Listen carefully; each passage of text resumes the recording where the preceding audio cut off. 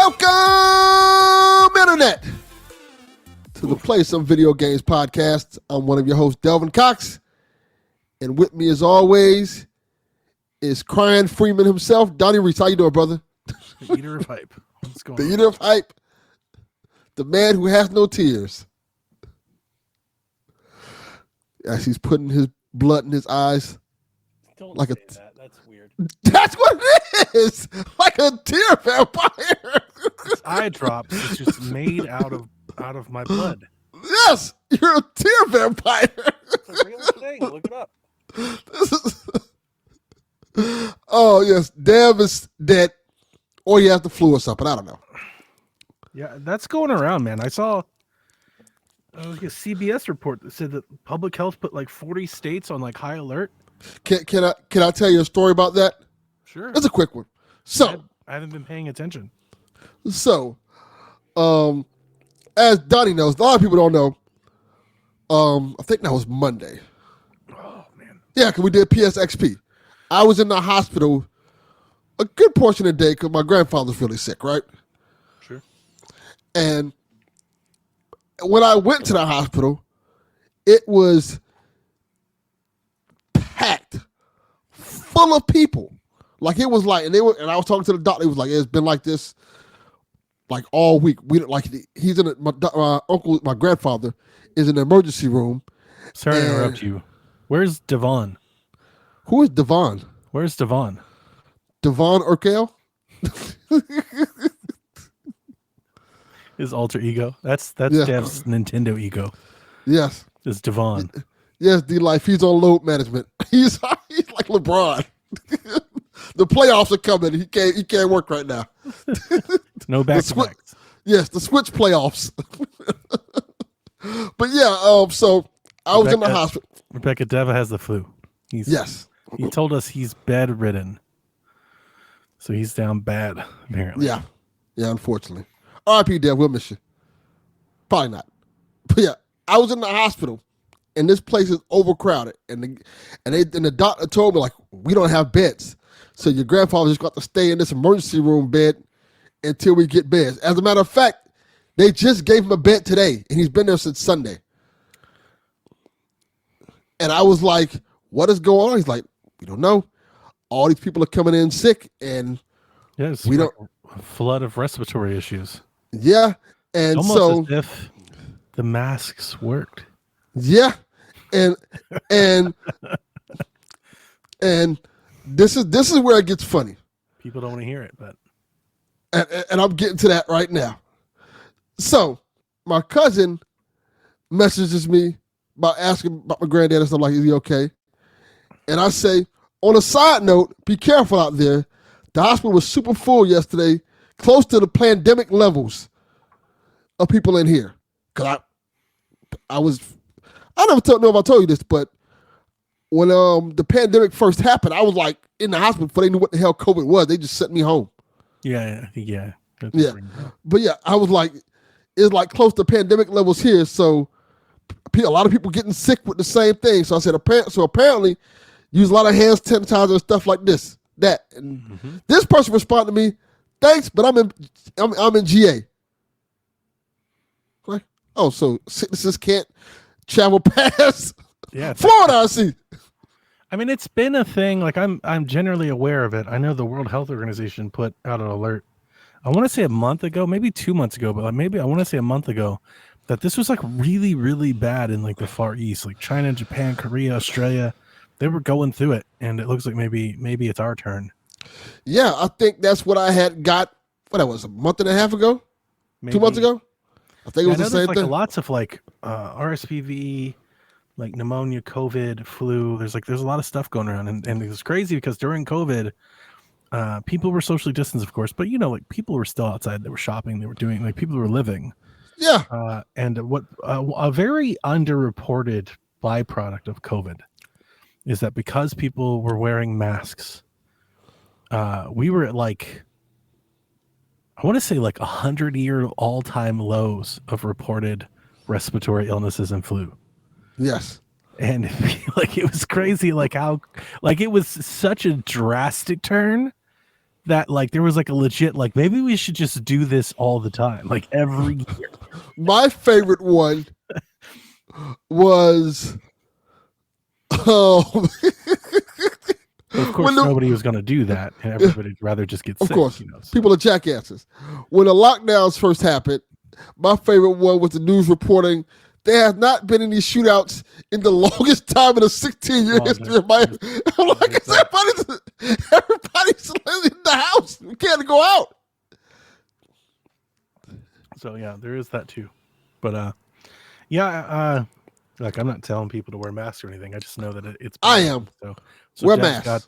Deb's got the sickness. Protect yourself. The flu sucks, man. It makes you feel miserable. Yeah, it's horrible. And I've had, like I said, I had it. It was terrible. I thought I was going to see Jesus.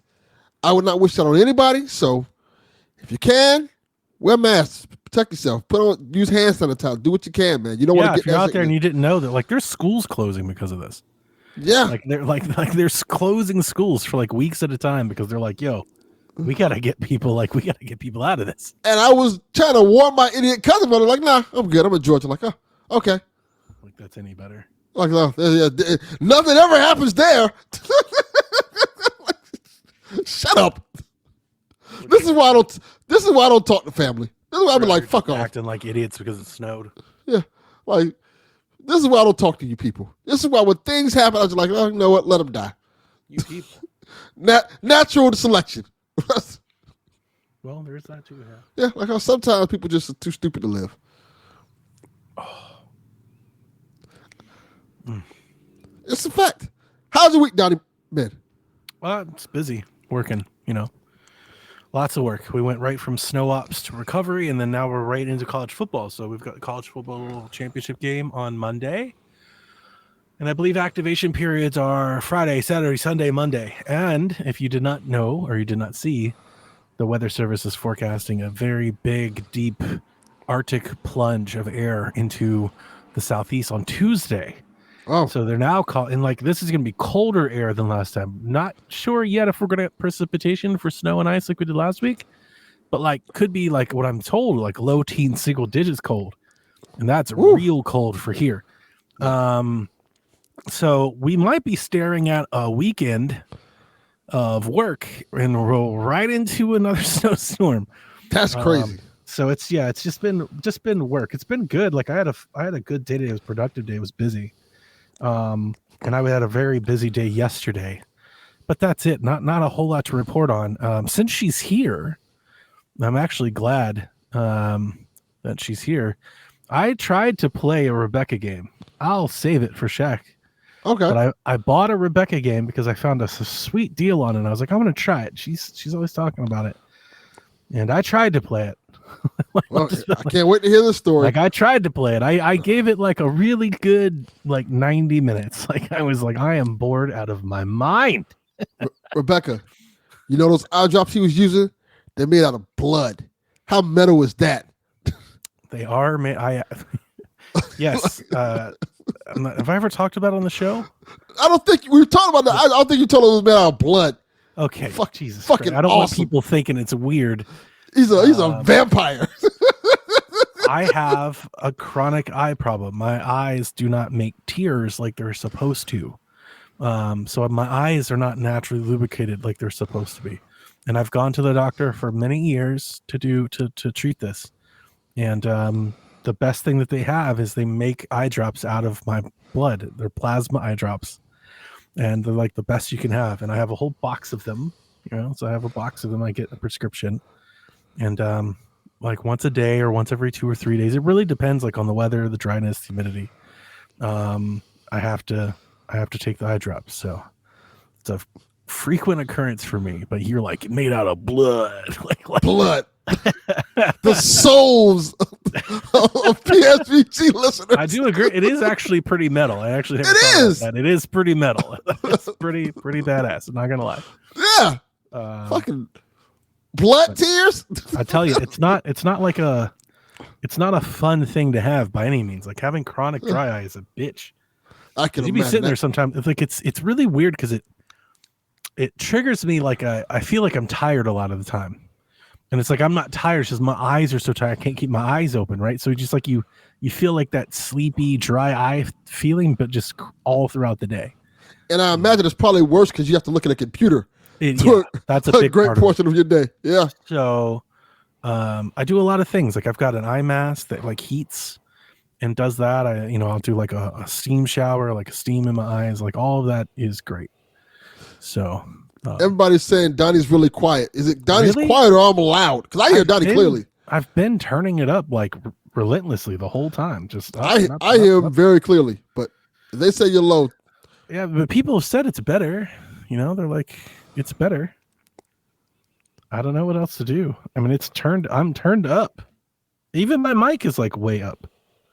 Maybe I'm on the wrong microphone. Let me check. No, I'm on the right microphone.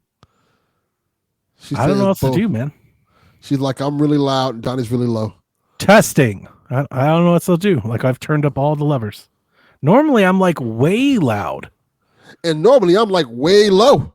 Right. That's so weird. I'll try to speak louder. I'm going to turn myself down some. What about there?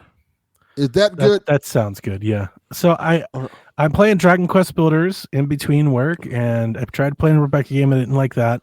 And then I played Pilot Wings after Shaq. It's like, oh yeah, we talked about Pilot. Let me play Pilot Wings. So I turned on Pilot Wings. I played that out. Still playing with my 64. So, but that's it for me. That's all. What a great game! I'm not playing any video games. It seems to be a going trend around here. Like none of us are apparently. See, apparently when I go back to podcasting, the video games stop. I don't stop buying video games. I just stopped playing them. I did buy the game you were telling me about. Oh, Beyond Galaxy Land? Yes, I bought that one.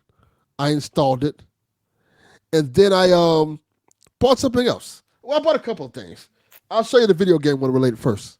Okay. Because my Game Pass is finally dying, because to hell with that. I'm not going to keep paying for that every month. I got Stalker 2. Nice. I want to play that one day.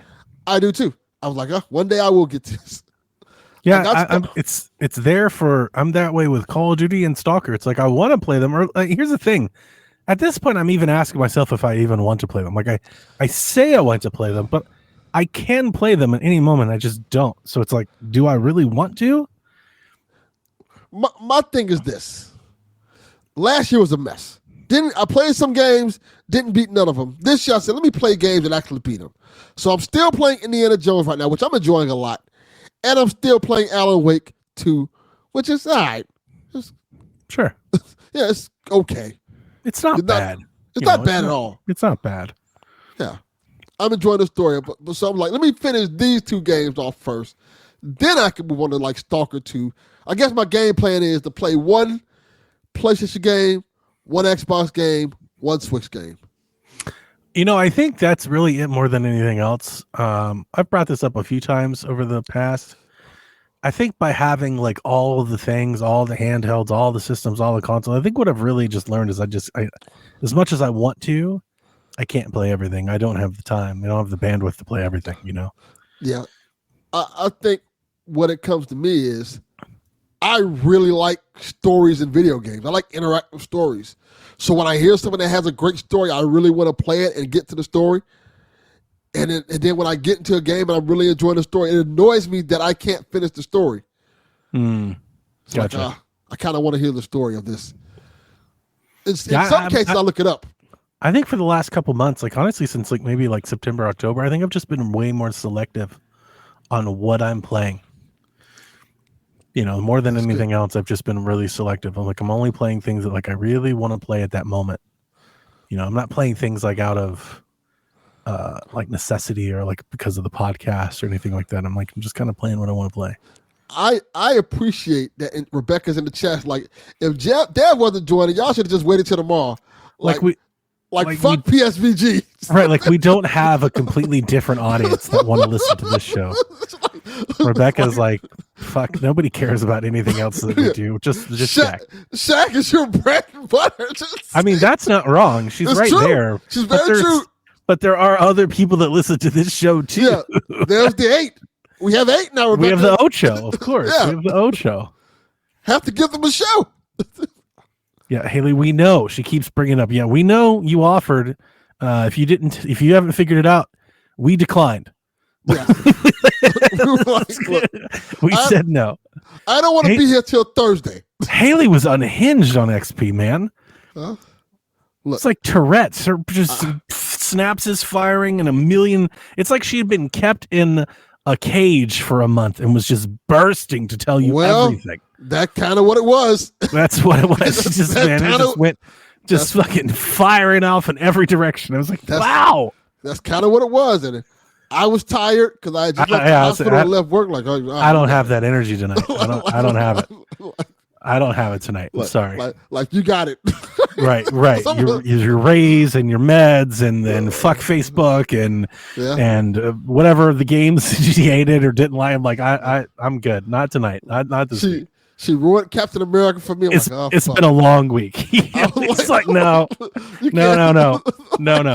just straight up ruined the movie for me. Like, all right, well, fuck it. The movie I've been waiting for like years. Wow. Like, all right, well, fuck it. It was wild. Yeah, it was fun. But I did get some other stuff. All right. I mean, I could go get 64 games. I could show you some amazing. Be my guest. 64 box arts. I mean, are you sure you want to save it for Nintendo Shack or? You show yours, I show mine. All right, hang on. Let me go get some stuff. I got a couple things I can show. So Donnie's going to get his stuff. I got a couple of things. Whoa, Rebecca. Yes, but I'll talk about it more when Donnie gets here. But it's kind of stuff that was I talked about a little bit last week. So Donnie's back. So I'll go first. I don't know if people who listened to last week's episode remember I was talking about me getting the G.I. Joe compendium. Yeah. So I G.I. Joe Bible. Yeah. So I was like, I want some more comic books, and I specifically want some Transformers and G.I. Joe stuff that I haven't read. So what I got was, I got this Transformers book. Nice. Which is the modern series they have now to come out. I think this is Image, or no, this is IDW that I really want to read. I also got, it hasn't come in yet, but it'll be in soon. They have the Transformers manga, which is the Japanese Transformers series that I never read. Like, I want to read that too. That's based off of the 86 series. Awesome. And last but not least, I got G.I. Joe Duke. I don't know what that is. What it was happening is they're rebooting G.I. Joe in IDW. And they're giving like certain Joes and Cobra members their own books. Like Cobra Commander has one, Storm Shadow has one, Snake Eyes has one, I think Scarlet has one, and Duke has one. Their own like comic series. There's a lot of words. Yeah, so I'm just like, let me start off by reading some of them. Sure. I'm excited. Cool. Well, I continue down my new favorite pastime of buying Japanese N64 games. And to be honest with you, I have 3 games in front of me. My favorite one is the Yoshi cover. That's my favorite one. But these might be my next 3 favorite. And honestly, I think these might just be some of the best box arts I've seen. So since Rebecca's here, I'll start first with the one we talked about on the show. I have Top Gear Rally for N64 in Japan. What a clean cover. This is an incredible looking cover for any, like, if you're walking through a store and you see this, like, you have to pick it up. You know, it's like, wow, what is that? I need, like, this looks like the funnest, coolest racing game you could play. So yeah, I actually have never played Top Gear Rally on 64 either. So I'm eager to play it. Then I've got 2 more here. One of them is very near and dear, and I also just love the cover, and it was quite expensive. And that would be Busted Move, also known as Puzzle Bobble 64. That looks dope.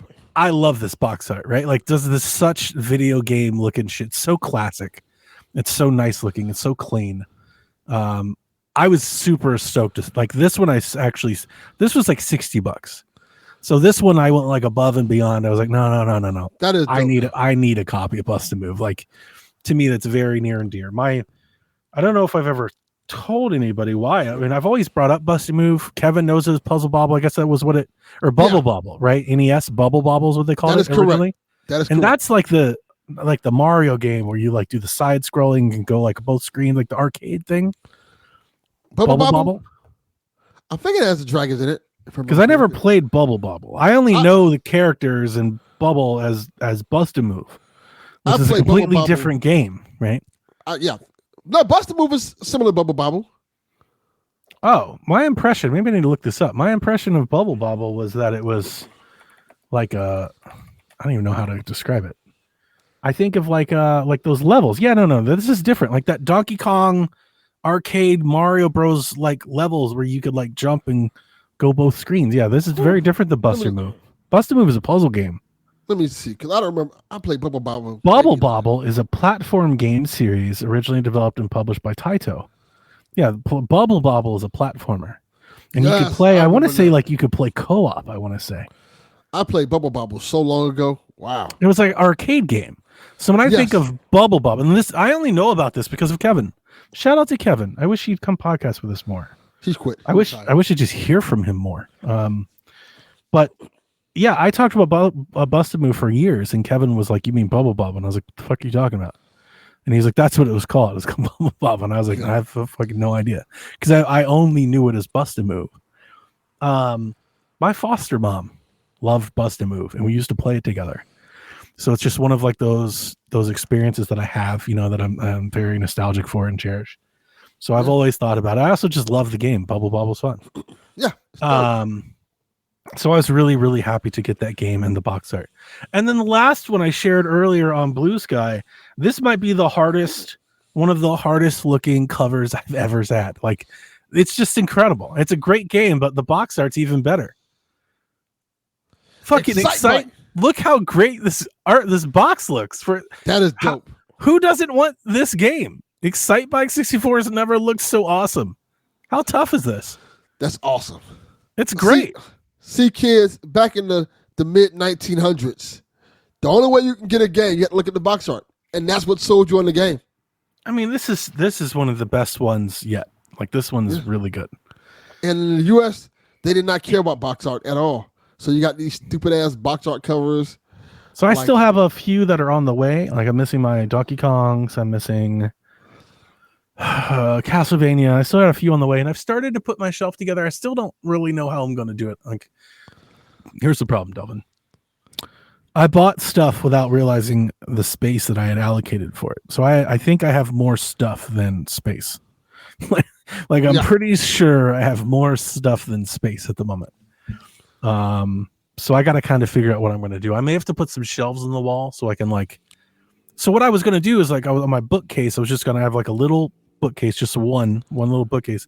I was going to like put my 64 there, maybe like the box and a couple box arts. And then obviously when I talked about on Shaq, and for those of you who didn't listen to Shaq, I've ended up buying like 30 or 40 of these fucking Japanese. I've ended up buying like a little Japanese 64 collection. So now I have a lot of boxes, and I'm like, well, now I don't know what to do with all these things. So I don't know. I'm trying to figure it out. Well, just need to build a new space for it. It's a good problem to have. Yeah. So here's the thing. I've contemplated. So over here, I'm almost like scared to mess with my thing because it's hard to put back correctly. Look. So up here, I have this shelf. And I've considered moving all of that, my Fire Emblem and Last of Us stuff, and dedicating that shelf to my 64 stuff. Okay. I've thought about it. I don't know if I'm going to, because I have a space over there. Like that's where I kind of want to put it, but I don't know. We'll see. Let me ask you a question. You have an attic, right? Mm-hmm. Yeah. Okay. One of the kids have to move to the attic. Their room. Just take their room. I need more room to display my Nintendo 64 Japanese game collection. Look at Jack. I'm sorry, but you got to move to the attic. I mean, Victoria's going to college soon, right? Like, it's like, all right, like we speed this up a bit. Yeah. Can you get out of here a couple months? Serve her an eviction notice. You have 30 days. To look. One thing Uncle Delvin knows how to do is serve eviction notices. You have 30 days to vacate the premises. New tenants are on the way. 64 boxes. Yeah. So that's honestly that's like my big enjoyment right now out of games. I'm not going crazy with the 64. Like here's what I'm doing. I'm playing things that are like sports games, things I can pick up and drop. I'm not playing anything that like I'm gonna start a story or start a campaign. Like I'm saving that for the analog.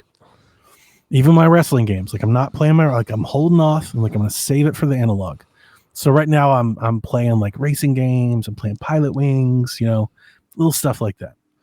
It's cool to get back into that era of games. It really is. And it's even more cool to like realize, damn, a lot of these companies are like just fucking gone. That's true. A lot of these companies that were like mainstays in video games are like just not here anymore. My big thing is, I mean, look, it's fine. Like I like retro games. I mean, I've always played old games. I don't mind emulation. I love that we have classics on consoles and remakes and remasters and virtual console. The only thing that I will say about like this particular path that I'm off on, and this isn't new. I've said this for a long time. There's nothing like playing 64 on original hardware. Like I for me, that is the best way to experience those games. Like you want to play them at the very least, like with that controller. Like I've never liked playing N64 games on NSO or emulation or virtual console. It's not quite right. It's not the same. The NSO is better because you have that if you get the controller. Like if you get the controller, fine, right? But like I don't know, for whatever it is for me, it's like if I want to play 64, I want to play on the hardware. Like I want to play it. I don't even like emulating. It's like I don't want to play it on my phone. Like that's not right, I kind of feel similar like with Dreamcast. Like it's almost like right there. And it's just that era. It's just I don't know, man. There's something about it. It's like I want to hold that controller. I want to play on that. With the 64, it's a big part of it. I want to blow that cartridge, slam it in, flip the switch. Like there's something like tactile about like the feedback, of like doing it that I really enjoy. Dreamcast is still the best system to play Crazy Taxi on. Bar none. Yeah. I miss the Dreamcast. That was a game. Great system. I wonder, I mean, this is something I've been saving for Shaq one day, but with like the future of NSO and where we go with that, like I'm wondering if we get Dreamcast games on Switch. That would be awesome. It would, wouldn't it? Like I think that's a really good one. There are so many great Dreamcast games that I used to love. I don't know what Sega's doing with all that, but I think that'd be a great way for them to go. They really should come out with a Sega Mini Dreamcast system. I don't know why they haven't done it yet. Well, they still told you they're not going to. They're not a retro company, they said. They keep putting out the same Sega Genesis over and fucking over again. Like it's so funny. At CES, they were there, I think, to like market like Evercade games. Like they're releasing like Sega Evercard games. Like 3 days after they were like, we're not a retro company. Yeah. It's like you're here making Evercard cartridges. Yes. Like, what the fuck are you doing? Yeah. Every year a new Sega Genesis comes out. Just make a Dreamcast. Yeah, I'm not gonna lie to you. The Dreamcast is like that would have been the perfect like mini system. I think it would have been great to have the Dreamcast. The Dreamcast Mini would have been awesome. Just make a Dreamcast Mini and put some Sega Genesis games on there.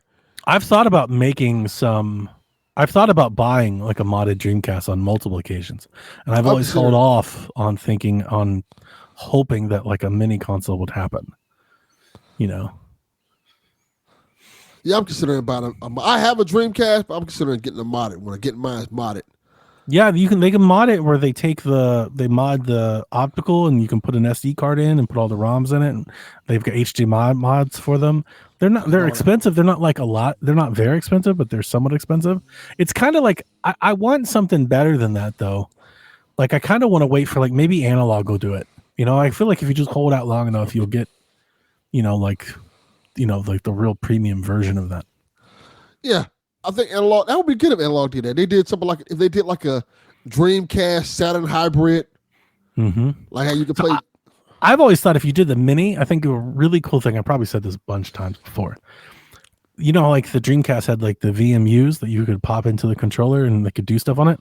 Yes. What I would do is I would program like a screen into the controller and just load all the VMUs on the controller. That'd be great. And you could like cycle through them on the controller. That would be so fucking fun. Like that would be a really cool little nostalgic thing. And it really wouldn't cost all that much. You like a little Tiger Electronics screen, you just put it in the controller and you just do that. Like you couldn't remove it like a little thing. It would just be its own thing. I think that'd be awesome. Come on, Yarn. Switch 2.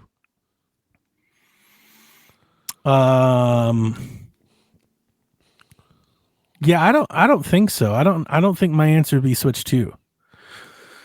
Here's the answer. Truly, the answer is the Switch 2 would have to have like a really great game. They're gonna have that. Like if they had like a surefire like hit, you've got to play it. I would probably play Switch 2 first. But if it's like remastered, Last of Us and like, Mario Kart and Metroid, I'm playing the analog first. Like I'm not gonna lie to you, I'm very excited for my analog 3D. Remastered Halo. Yeah, I'm not playing that. Like I'm not buying that. Yeah. It'll be big. People will be talking about it, but I have very little Gears of War. Oh yeah, 100%. I'm doing that. That's gonna happen. Yeah. Could you imagine like Gears of War, like Joy-Cons? That'd be dope. Fuck yeah. What if they made like a noise when you click them on? Xbox is in a world of hurt, man. Listen to what we're talking about. Yeah. We're talking about Halo and Gears of War on Switch. Yeah, they're like, put that shit anywhere else, but what's your console? What have they done? They've just obliterated themselves.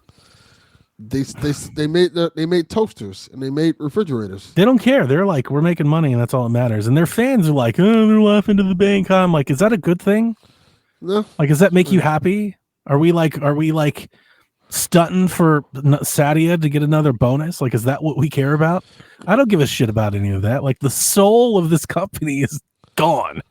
They're becoming Sega. Oh no, it's worse. Yeah. So I don't know. I don't like any of this. I'm gonna miss Xbox. I'll put it that way. I'm gonna miss Xbox. I am too. I think it's gonna be like the E3 thing. The shit I was saying about E3 in 2015 that everybody's saying now as we're almost in 2025. Oh, does E3 need to exist? Nobody needs to do this anymore. And here we are now. What are we doing? I miss E3. That'd be the same thing we're gonna say about Xbox. Yeah, pretty much. We're gonna be talking about Xbox 2035, being like, remember Xbox, man, when they were good? How great was that? When everybody kept saying we don't need E3 anymore, like, yeah, we kind of do. Yep. That's all everybody talks about now. Because now all they do is... Are you happy now? You like Jeff Keighley? Like, is this better? I don't think so. It's not better at all. Not even a little bit. Not even a little bit. I am not a fan of the random ass Tuesday. Hey, we're gonna announce some games. Leave me. Get off my fucking timeline. Did you see did you see Splash Damage just canceled that game that they announced at the Keighley show? The Transformers game? Yeah, I saw that. We're talking about on XP a little bit. Oh, okay. Apparently, they didn't even start it. See? This is what happens when it's just like a media show. Yeah. This is disappointing. All right. Let's get some of these news stories we got. We're going to do some news. Should maybe liven it up here a bit. Yeah. Speaking of companies slowly dying. Wow. Let's do this one. We haven't done this one in a while. You know what time it is? It's time for PSVG News. Doesn't matter what you're into. PlayStation, Nintendo, Xbox, or PC. The crew's got you covered. So what are you gonna do? Start the game talking now.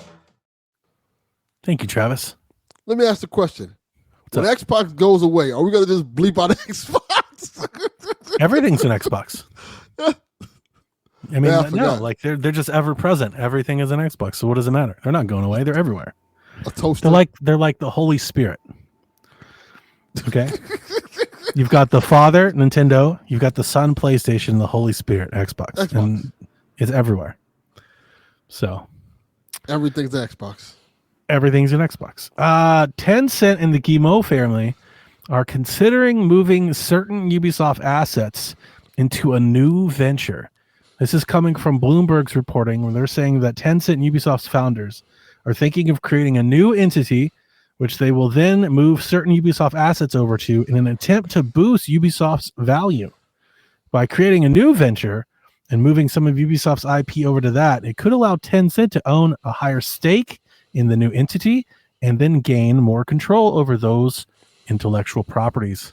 It's worth mentioning that this is in no way, shape, or form a done deal, and that other alternatives are being worked on. So what are they going to call the new entity? I have no idea. Got to be UB Hard, right? UB Hard. I was going to say Ubicent. Tensoft. Tensoft sounds like some gaming shit, doesn't it? It does. Oh, like you can see that Tensoft. Like, oh fuck, that rings true. That might be good. Just do that. I'm sure they'll come up with some other bullshit name. They'll call it like Anvil or Boulder or some shit. But like, they should just call it Tensoft. That's really good, actually. Yeah. And what property do you think will go over there? So this is the question that everybody's asking, and to be honest with you, I don't know. Like, I have an idea, but like, I honestly could see it 3 or 4 different ways. I don't know. My first reaction is that, especially if you're trying to improve Ubisoft's value, here's the reaction. You move all of your service and risky titles over to the new entity. And you let Ubisoft just focus on their core franchises. But then there's questions. What do you do with Far Cry? It is both a service game, or at least they want it to be. They're trying to make it a service game and a multiplayer game. So, like, does that stay or go? I could see it both ways. What about their IP games? Well, their Star Wars games, Avatar. Is that a Ubisoft thing, or do you move that to the new entity? I think you would think you would keep it, right? But you got to pay a lot of licensing fees. Maybe it makes more sense for the share value to move it. I don't know. It's really interesting. Maybe they create a new company and just, here's the company for Assassin's Creed. This is what you guys do. If you're Tencent, like, which one do you want to buy? Do you want to buy Siege or you want to buy Creed? You probably want Creed. Yeah, that's what I was thinking. So like, but I know Tencent owns a half dozen stakes of companies, so I don't even know. But like, when I think Tencent, I think China, I think multiplayer. So I think service, and I think Siege, I think The Division, I think I think you move all of that to the new entity. That can work. Or here's another thing. Is Ubisoft's name, like the name Ubisoft, just the brand awareness that comes with it and what that means to, we talk about it all the time. Ubisoft game, you're like, nobody buy it. You'll wait a bit. You'll get it for $20, right? Is that idea so ingrained? Does it sour the well so much that you move the beneficial stuff to the new venture and you leave the stuff that, like, if it goes bad, you don't care. You leave that at Ubisoft. So you move Creed and Far Cry to the new thing, and you leave Beyond Good and Evil and Hyperscape and all the shit, Rollerball and all the stuff that Ubisoft does that kind of flopped.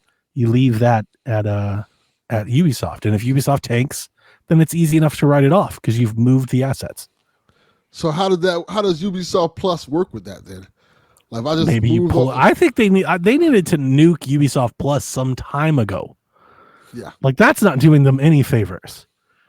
like letting people play their games for like $14 instead of buy them that's a nightmare. Yeah, they shouldn't have did that at all. Here's the other thing. If you move the valuable properties out of Ubisoft into the new venture, does that like screw over the shareholders that have Ubisoft stock? Yeah, I think it does. I'm sure they'd get some buyback, or they get something out of selling the IP. But like probably not as much as if Ubisoft sold the company, like went full private. I don't know. Like there's like I'm acting like I know what the fuck. I have no idea how this shit works. I have no idea. It's interesting. But it looks like, Ubisoft and Tencent, this has been going around for months now. So like where there's smoke, there's fire. They're doing something. They're trying to figure out something. I just think somebody should just buy Ubisoft. Yeah. I mean, that's really what it is. It's the Guillemot family they don't want to sell, but like they just need to be sold. I've been talking about, I don't want to say I told you so because I definitely didn't, but I've been talking about this since COVID. Since 2020 and a half, 2021, every video game company's shares blasted through the roof. Everybody was making hand over fist money, except one company that was like glaringly weird. It was Ubisoft. They had Valhalla, which was an all-timer. They had Far Cry 6, which is very good, and their shares were flat. They didn't I don't know what it is. I don't know their books. I don't even act like I know.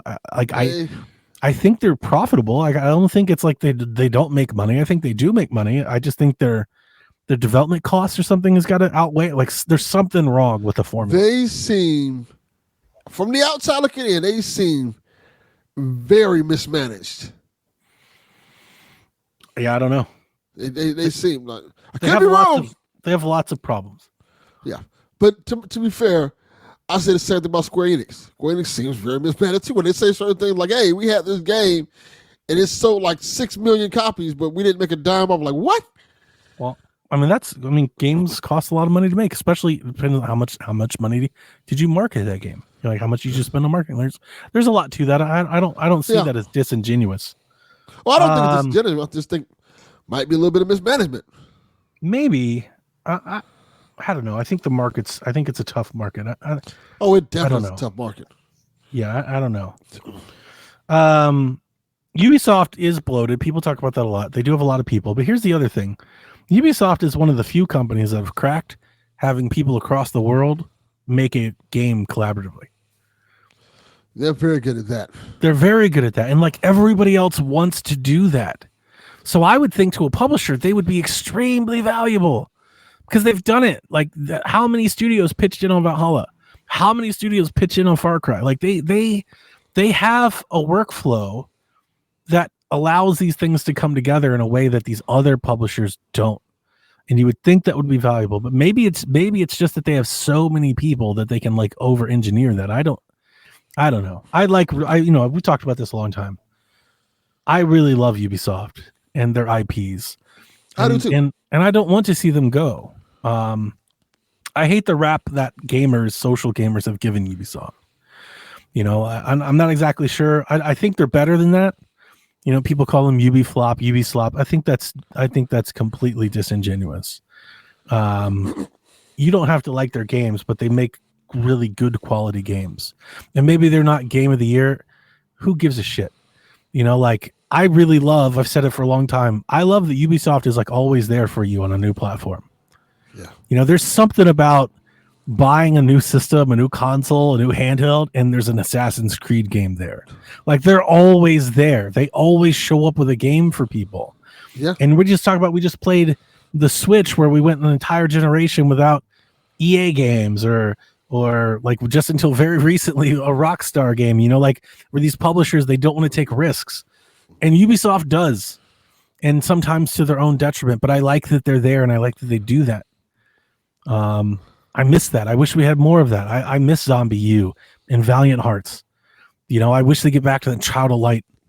I like what they do. I do too. I think Ubisoft is a company that, whether people want to say it or not, that inspires a lot of other companies to do things. Their open world is beautiful, is vast, is robust. They do open world better than a lot of people. They give you a shit ton of game for your money. Yeah. Better than most. Like better than most. They really, really earn your $60. Like they give you something, you're going to get a lot out of it. Probably too much. Yeah. They do excellent open world games. They kind of just bring in this whole world. The crew is fucking great. Like that's a fantastic car game. And people are like, "Oh, it's not Forza." Like, God, so does any game to be decent have to be the best thing ever for you to give a shit about it? It's like, okay, like there's only one console that has Forza. What about these other two? Like, I'm telling you, if the Crew comes to Switch 2, I'm buying that shit because that's definitely a game I would like to have on the go. That sounds great. Yeah, it's really fun. They have a good formula that works for the most part. It's just, I don't know. I guess the whole thing of like letting the game sit there for a week and it goes on sale kind of.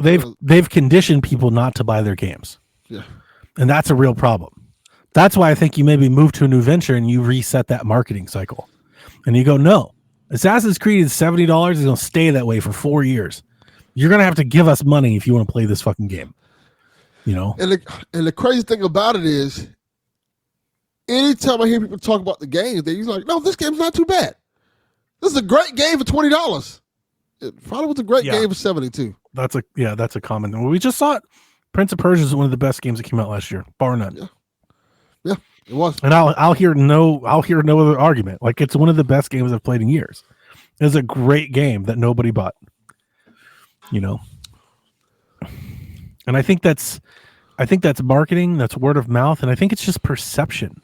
Ubisoft has soured their reputation, and I think maybe moving their assets to a new venture under a new name, I think it's probably a really good idea. I do too. Yeah. I'm rooting for them. Hopefully this is better than hopefully this isn't like a Max thing. Because that's what it sounds like. It sounds like we're not getting rid of HBO and we're doing Max. Like that's kind of what it sounds like it's about to go down.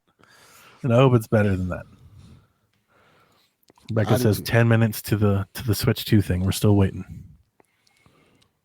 Any minute now. Yeah, there's been no announcement yet. Nothing's happened yet. So we shall see soon enough. I was trying to pull up my phone so I can have something up. Let's see. Oh, I got Hello Kitty Island Adventure. That's what I just got. Let's go. I'm in my room playing Hello Kitty Island Adventure. I got to get that game. I'm going to play it. We have some non-essentials from PlayStation.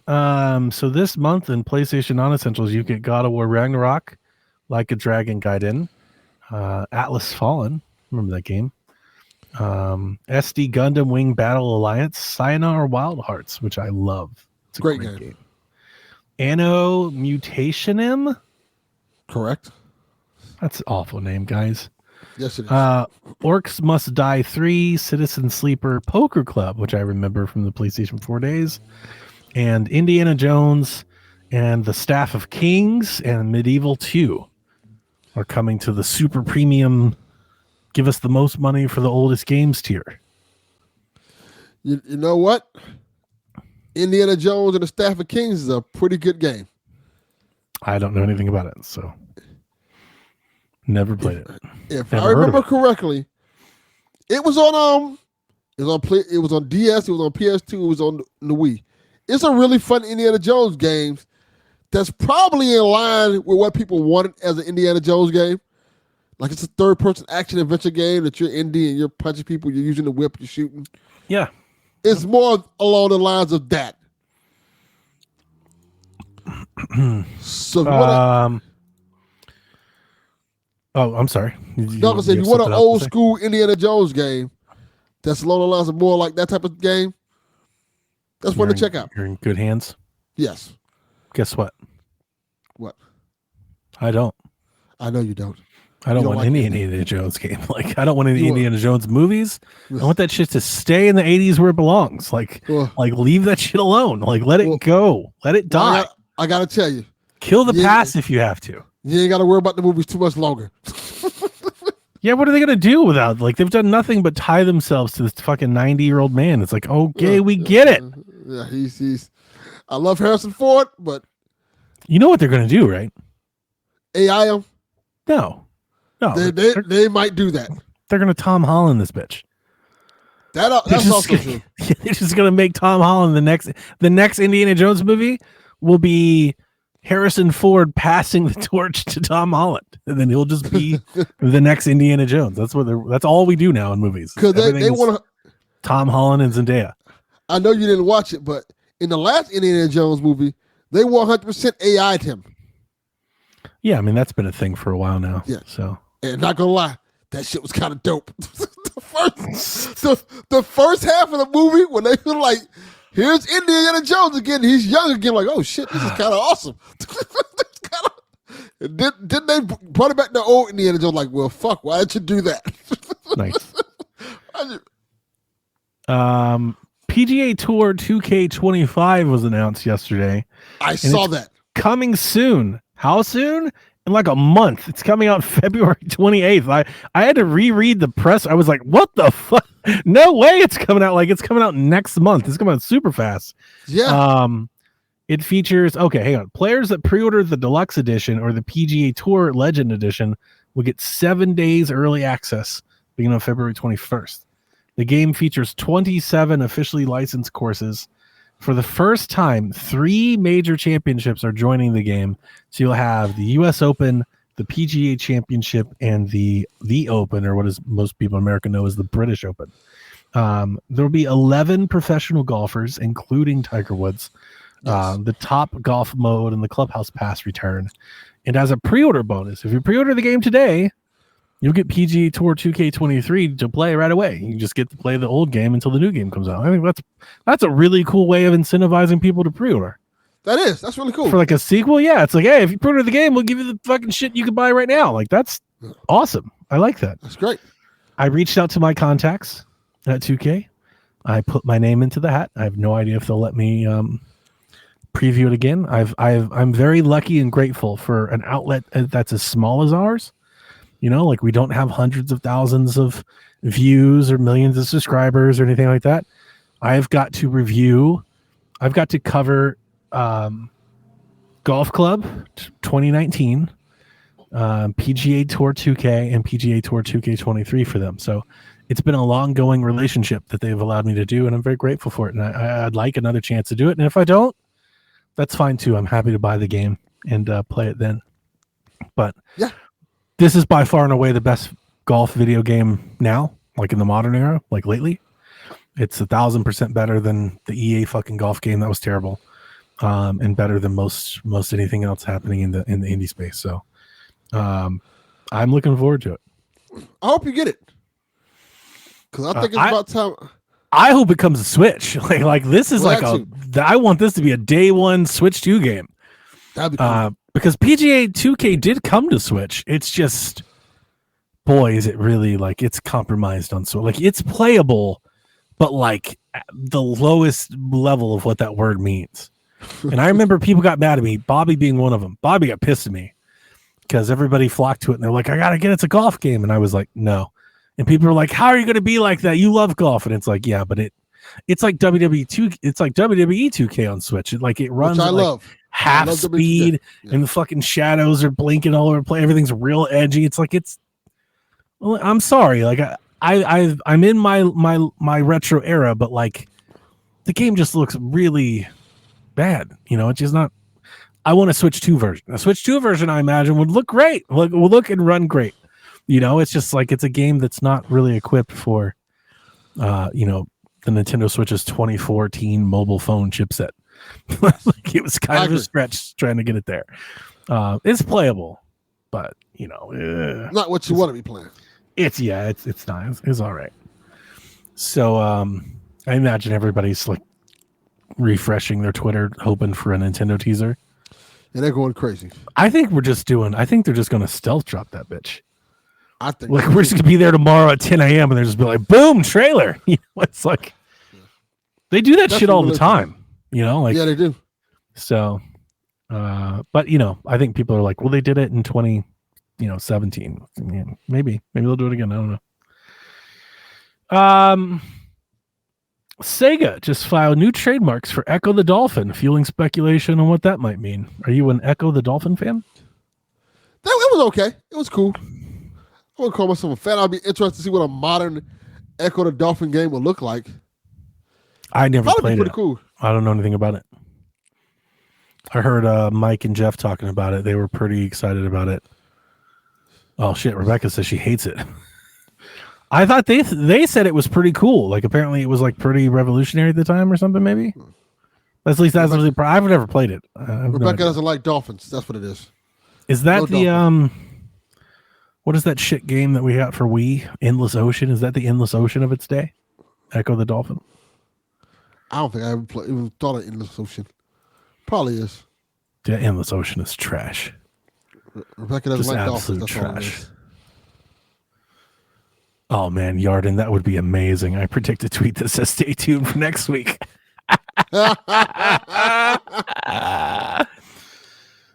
I kind of want them to hold off on it just to like fuck with Nate the Hate. Nate the Hate's like, everybody, it's Thursday. And Nintendo's like, fuck that, it's Monday. They just do that just to fuck with like just to be spiteful. It's just like fuck that. And they literally just say, fuck you, Nate the Hate. Just put that up in the first thing. Yeah. Dedicated to Nate the Hate. see you Monday, bitch. That's great. Oh man, D Life says Echo was awful trash. Wow. Yeah, I've never played it. I genuinely don't even really. I don't even have like an image of what Ecco the Dolphin was. Let me go look it up. Ecco the Dolphin. Oh, this looks bad. Yeah, so But like this was kind of like all games back then looked like this. correct. That's what I was You going know, to it's say. like I can't be too upset about it. It's like, yeah, everything kind of did this. Let me look at it. I need to see like a video. What is Ecco the Dolphin? Let me put an Ecco the Dolphin gameplay. I'm looking up Ecco the Dolphin right now. Was it a Genesis game? Yes. So it's just a platformer where you swim around? Correct. Kind of looks I'm like looking Donkey at- Kong Country. Yeah, I don't think it's that good. Yeah, I mean, okay. If this was rock, okay. if this tickles your pickle, sure. I imagine a modern Ecco the Dolphin game probably would be cool.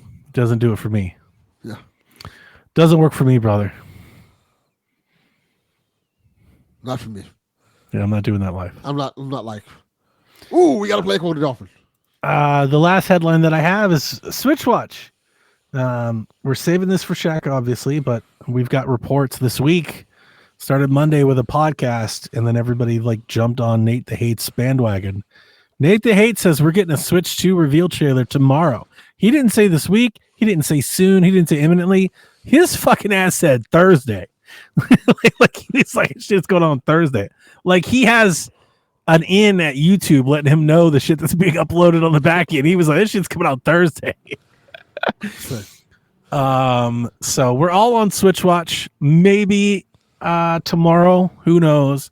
We have made plans. I will let everybody know. We have made plans as the Shaq Trio that should it go live tomorrow, we plan on recording Shaq tomorrow. So we'll see. If it doesn't, then we'll see you on Sunday. But we're going to try to record tomorrow. Yeah, we'll see. I'm interested if we see a reveal. If they're like, here's a trailer and here's what it is.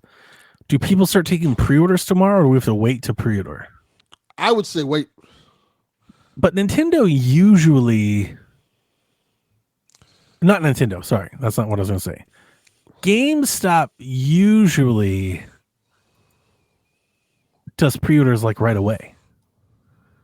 Like I remember when the PlayStation 4 was announced at E3, we did pre-orders immediately. I think they did the same thing with the Switch. I think when the Switch was announced, they pre-orders immediately, like the next day. Like they'll start taking pre-orders anyway. But I wonder if they need like Nintendo's approval or something for that. I guess if they don't have pricing, I guess they can't do it. If the price isn't officially announced. Yeah. Well, they're gonna announce the price. Like if they're gonna show the console, they're gonna announce the price, right? Or do you think no? They could. I mean, I think it'd be really weird to have like a trailer about the console and not tell anybody what it cost. That's kind of the whole point. Yeah, it could. It could be like, oh, they're like, here's what it looks like, and we'll see you in March. Like, what the fuck? Yeah, they might do that. We know what it looks like. Everybody does. The world knows what it looks like. What we don't know is how much it costs. You'll find out soon. Kyle has given us a picture of Nate the Hate, apparently with a, I don't know, a picture of him relaxed. Relaxed. I guess he thinks it's a done deal, baby. Yeah, I mean, he's very confident. And guess what? He's been very correct in the past. So, like, of all the leakers and stuff that we bring up in rumors and stuff, I honestly think he's probably batting the highest percentage. Like, he genuinely gets it right. I remember the last direct, dude, he had every fucking game on his podcast. Like, he had the whole direct. He had it like a week ahead of time. It was like, that's crazy. Nintendo, this is a chance for you to do something really funny. It really is. They just hold off like a whole month. We get nothing for weeks. I would do it. I'd be petty as fuck. I'd move the whole launch back. I'm like, nope, we're launching in June. Fuck it. Fuck him. Fuck him and the horse he came in on. I'd start loading fake trailers on the back end. And then I would tell people it's because of him. Because of Nate the Hate. Yeah. They'd be like, Nintendo, there's rumors that you're going to do such and such. You respond to those rumors? I'd be like, yeah, I will. I will respond to those rumors. You know, oftentimes they're like, we don't comment on internet. I'm like, I'll comment. Oh, that'd be so good. I hope the Switch 2 is a Wii U. I hope they double down. They stand on business, and they're like, "Nah, you fuckers are gonna get this. We're gonna do this better this time. You guys don't know what you didn't have." That'd be hilarious. We have all these portables, all these pictures, and everything. They just come out with some home console, Just the Wii U. Virtual Boy, Switch U. virtual reality. People are so mad. That's some millennial shit. We just root for chaos. We're like, how do we just blow this whole fucking thing up? Because we're broken people. We are. Yes. I don't have any rumors. Oh no, I do. That's true. That's not true. So Virtuos was linked to the Xbox's Oblivion project, and apparently that Oblivion remake is a complete Unreal Engine 5 remake. Have you ever played Oblivion? Yeah, of course. That was my first Elder Scrolls. I don't think I've ever played Oblivion. Oh, it's great. I mean, it's old, but it's great. Like here's the funny thing. It's like people kind of talk about like this, like it's not a big deal. Like, oh, it's like a remake, and it's like this is a huge deal. If they're like, we have a complete remake of Oblivion come out, like that's a massive deal. That sounds cool. So, yeah, I'd be all into that. Like, thank you, Game Pass. I'll definitely get on some of that. I don't know how much I would play it. I mean, it's old. They would have to read. I imagine they're not changing the gameplay a whole lot. I would think so. But I think this is an idea. I think the idea here is Elder Scrolls 6 is so far away. We've got to get something out. This is close enough to it. Yeah. And there's a quiet people till Elder Scrolls 6 comes out. Yeah. On PlayStation 6. Rumor, Xbox is reportedly set to reveal. I'm going to read you this, Delvin. You tell me what you think it is. A new entry in a legendary Japanese IP in their direct next week. I think it's Yakuza. But it would be funny if it's Shenmue. That would be funny. I think the entire internet is speculating. I think they're correct. It's Final Fantasy. Oh, that would be cool. They're going to talk about Final Fantasy 17 or 7 or 6 or whatever number they're on. They're going to be like, finally, after all of these years, it's finally coming to Xbox. Literally last. Coming to everything else first. And then now we're here, be excited, get hype about it in our direct that we finally are letting you peasants play this game. We have a Final Fantasy game. I don't understand. Well, one, I don't care about Final Fantasy, so that's probably a big part of it. But two, I don't understand why people are like, there are people excited. They're hyped. Final Fantasy 7 Xbox is like, man, if you cared that much about Final Fantasy 7, you should have got another console platform something long time ago. Yeah, it's like you've been waiting this Final whole Fantasy. time. You can play Final Fantasy literally everywhere else. I bought an Xbox because it did not have Final Fantasy. Like that was a pro. It's like fucking finally a box that doesn't have this shit on it. But yeah. I think that's what everybody is speculating it's going to be. It's going to be Final Fantasy. And I don't know. What are they on? Like Final Fantasy 7, 3, or 4 at this point? And they just like, on Final Fantasy 7. They're just remaking it in chapters. Yes, it should be part 3. On Final Fantasy in general, it'll be Final Fantasy 17, I want to say. So, yeah. I think so. Or 17 or 6? No, 16 was the dark looking one, right? Yeah, that was like the one that you want to play. The Devil May Cry one, yeah. I want to play that one. So this would be 17. That's the one I'm gonna try. I have it. It's in my Steam family library. Nathan bought it. I just haven't installed it and pressed play yet.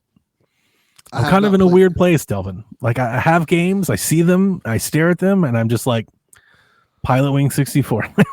Yeah. I get it. I don't know what to say. Like you should play it. Like, yeah, I should, I guess. Maybe one day. Donnie, I look at Dead Space Remake and like I should be playing this. And like it's not time yet. Yeah, like that's it. I just don't want to. I'm just not in the mood. So I don't know. I don't know. Maybe it's like a phase. Maybe I'll come out of it the other end, but it's been a while. I've been feeling like this for a minute. Like it's not like a new thing. It's been a while, yeah. It's been a while. So I don't know. The Rude sent us a couple. Over under 77.5 for Sniper Elite Resistance. says the last 2 Sniper Elite games both got a 77. Did they just make the same game over again? I didn't know there was a new one coming. I didn't either. I'm going to say I'll take the under. Oh, fuck it. I'll take the over. I was going to look it up, but like, nah, who gives a shit? I'll take the over. Who knows? I don't think either one of us knows. So, like, no, we don't. Not even close. I'll just pick the other one. One of us will get a point. I'm hoping it goes 77 again. That would be great. Neither one of us get a point. That'd be amazing. And he says, and since there's enough smoke for this now, over or under 398.5 for the Switch 2.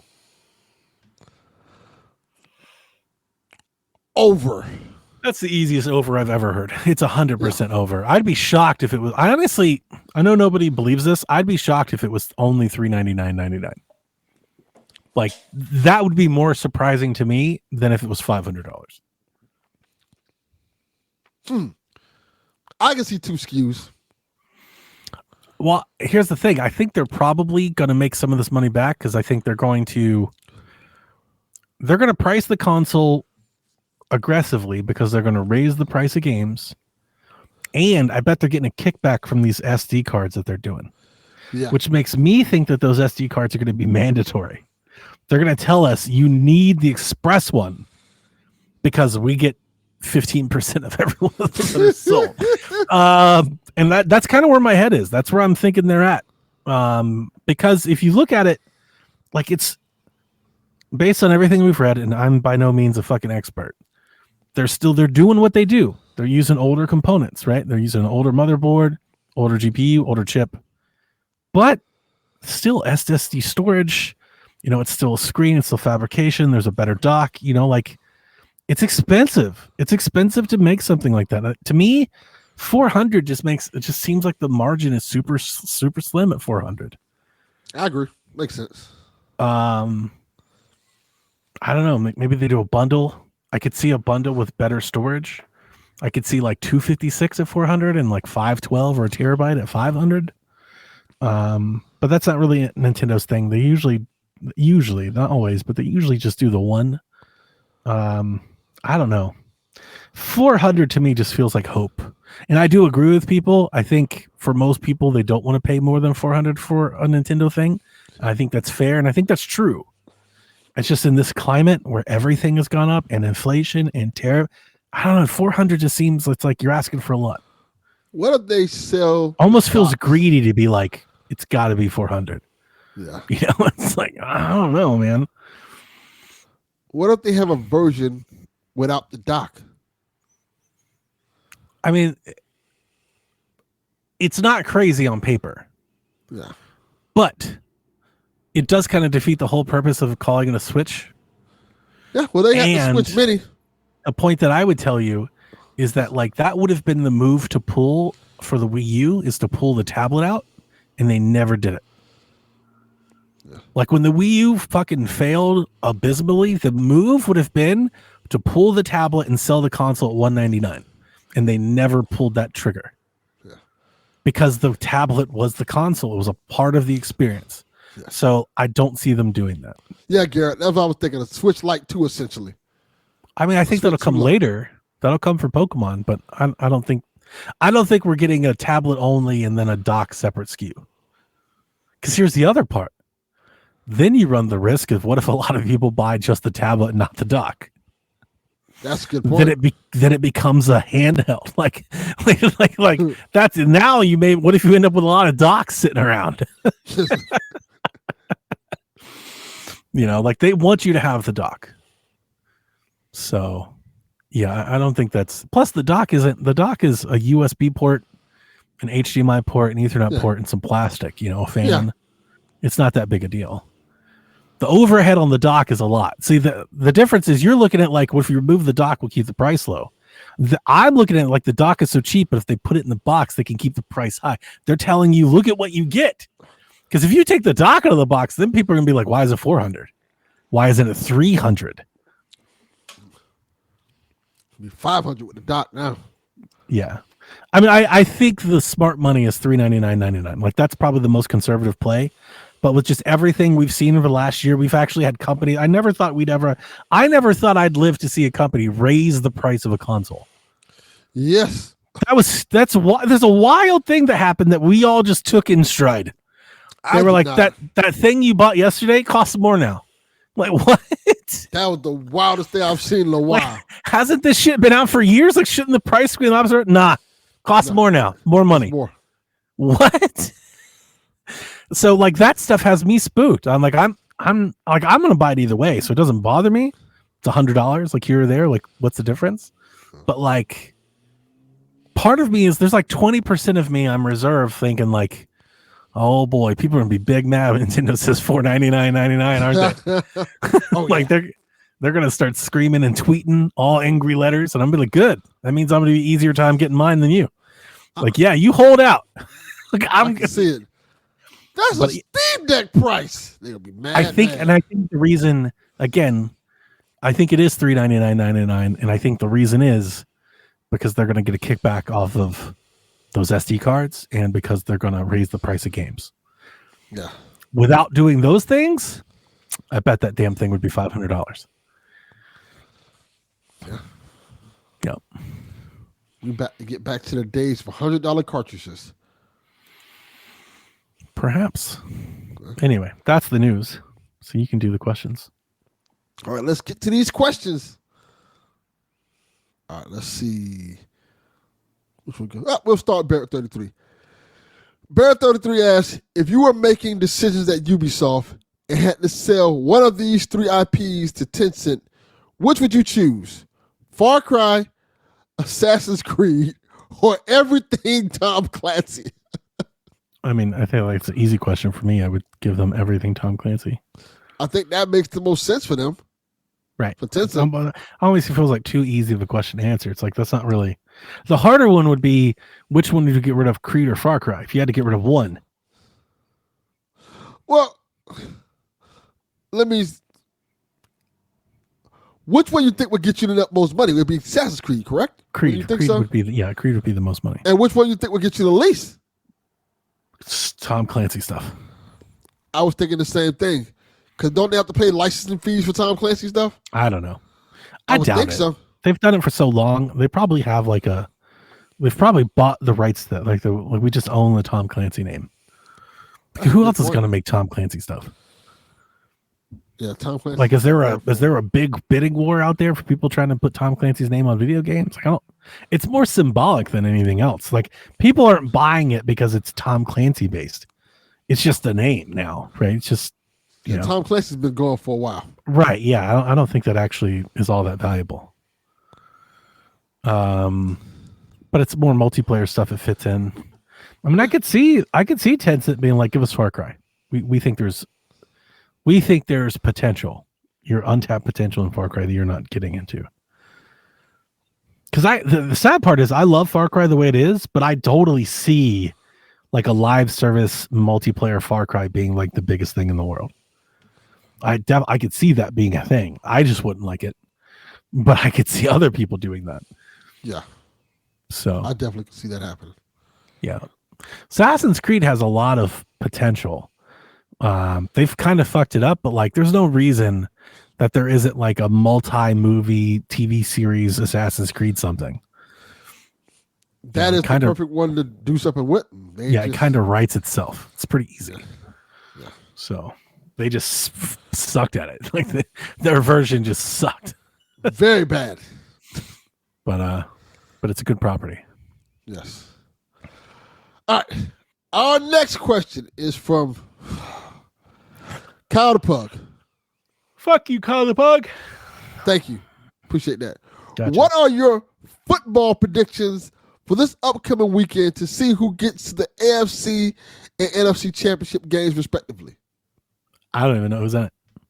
Okay, I pulled it up. So I have zero idea. I couldn't name. I have no idea. I think Baltimore's in, right? They're doing something. Yes. Baltimore's playing against the Bills. All right. The Commanders against the Lions. No way. Yeah. The Commanders are against the Lions. Yep. That's crazy. The Texans versus the Chiefs. The Texans? Yeah, the Texans. The Texans? And the Rams against the Eagles. Oh, shit. Oh, so there's a bunch of teams left, I guess. Yeah.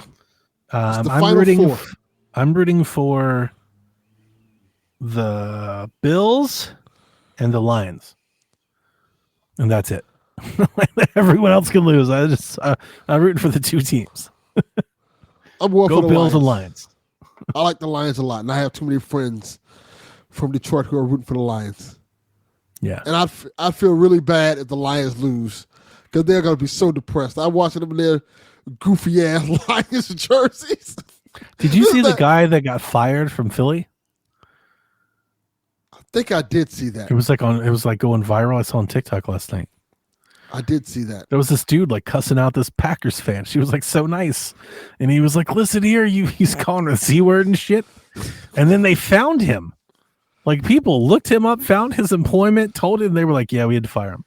Yeah, that's wild. That's crazy. That's social media this generation.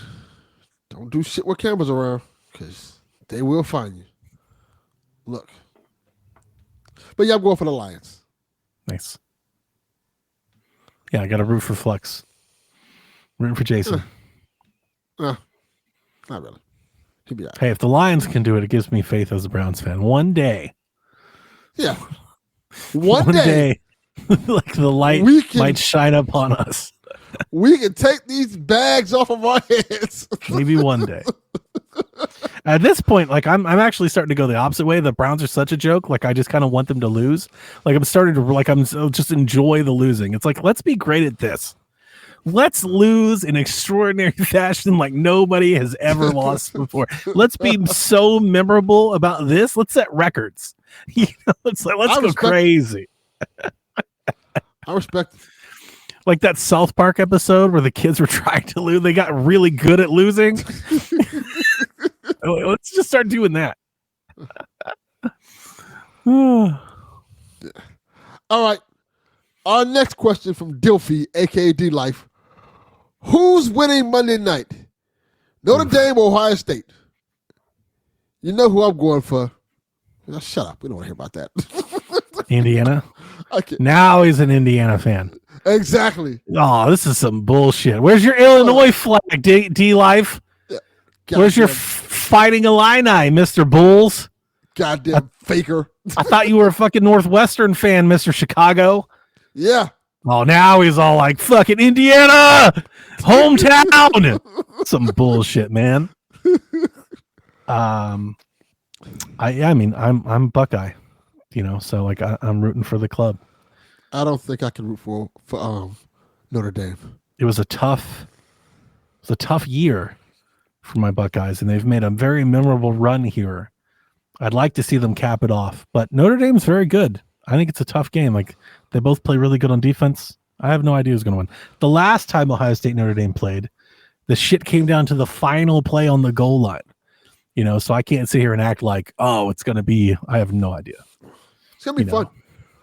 So, I mean, I got to work, and to be honest with you, I've kind of not been watching it like live because I live too on the edge, man. You know, like I get too worked up on every single play. It's like it's not. I think I'm starting to realize this is like maturing. It's not healthy. It's like this isn't good. You know, like I shouldn't be doing this.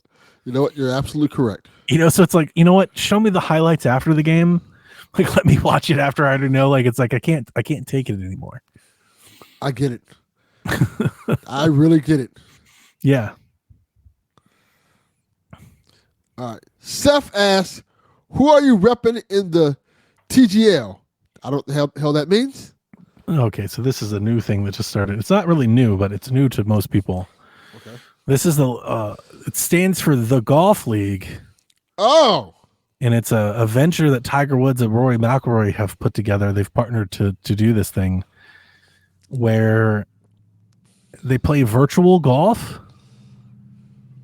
on teams against each other, and it's a TV show, and you watch them play virtual golf. And by virtual golf, it looks like, think of like a movie theater where you hit the ball at the screen and then when it hits the screen, it like goes into the digital world. Okay. And then like you hit the next ball into the screen, and then it plays. It's like virtual reality, but it's not in a headset. And for some odd reason, they think people like this. And hey, listen to me. I'm not telling you that they're wrong. I think this is dumb as fuck. I have zero interest. It sounds dumb. But you say that, but what do we see every day? People watch people play video games. Fucking, it's like esports if it was golf. So like, there's a part of it that's like, I understand what you're attempting to do. From the golf side, there's been a lot of talk about like how this could like reshape the game of golf, and it could make golf cheaper, and you could play it indoors and not have to spend tons of money when it takes so much land. I think that's all just bullshit they're trying to do to like sell this. I think it's dumb. It also has like its own weird scoring thing where you get points, and the team with the most, like, I think golf for the most people is hard enough to fucking follow. And now you like add new golf with new rules. Like it's like trying new math. I don't know. Maybe it's a hit with the kids, but I didn't watch it. I have not watched it. I have no interest. Like having played golf and, you know, being a golf fan, like the course is just as much a part of the entertainment as the players that are playing on it. And oftentimes the course is more entertaining than who's playing. Correct. When you see a hard track, like the British Open, and they're playing in the wind and the rain and the grass is high and shit, like, or the US Open when the fucking everything is burnt and the greens are super fast. You're seeing people's balls roll off into the ocean and shit. That's super fun. You can't get that from virtual golf. This shit sounds dumb as hell. Yeah. This is a stupid idea. But I don't know. Maybe they'll make it into something and prove me wrong. But I'm not interested. Doesn't sound cool at all. It's really dorky. It's kind of like, hey, y'all watch me play Top Golf. But nobody wants to watch you play Top Golf. The fuck are you? Go play real golf. Get the fuck off my television. Oh man. All right. Gamer Guy Lou asked, I gotta ask it. What's the first game people are gonna try playing with the Playmate and Motor Bunny? What the fuck are these things? So did you not see the TikTok I posted? Oh, is this the thing? The gamer dildo? So at CES, there was a company showing how you could pair this thing to your controller, and it's a vibrator that sits on a saddle. So as a woman, I guess as a man, but I generally think it was made for a woman, you could sit on the saddle and play a game, and the haptics would work your your fun place. Sure, yeah. Like I'm just gonna say clit, because like we cuss all the time. Like why not say that? But I don't know, for whatever reason that sounds way worse than saying fuck. But see, we are an equal opportunity podcast. Some people, sure, male or women, the clit. Yeah, women, get your clit fucking vibrated on while you attack people's Geralt in The Witcher or something. Yeah.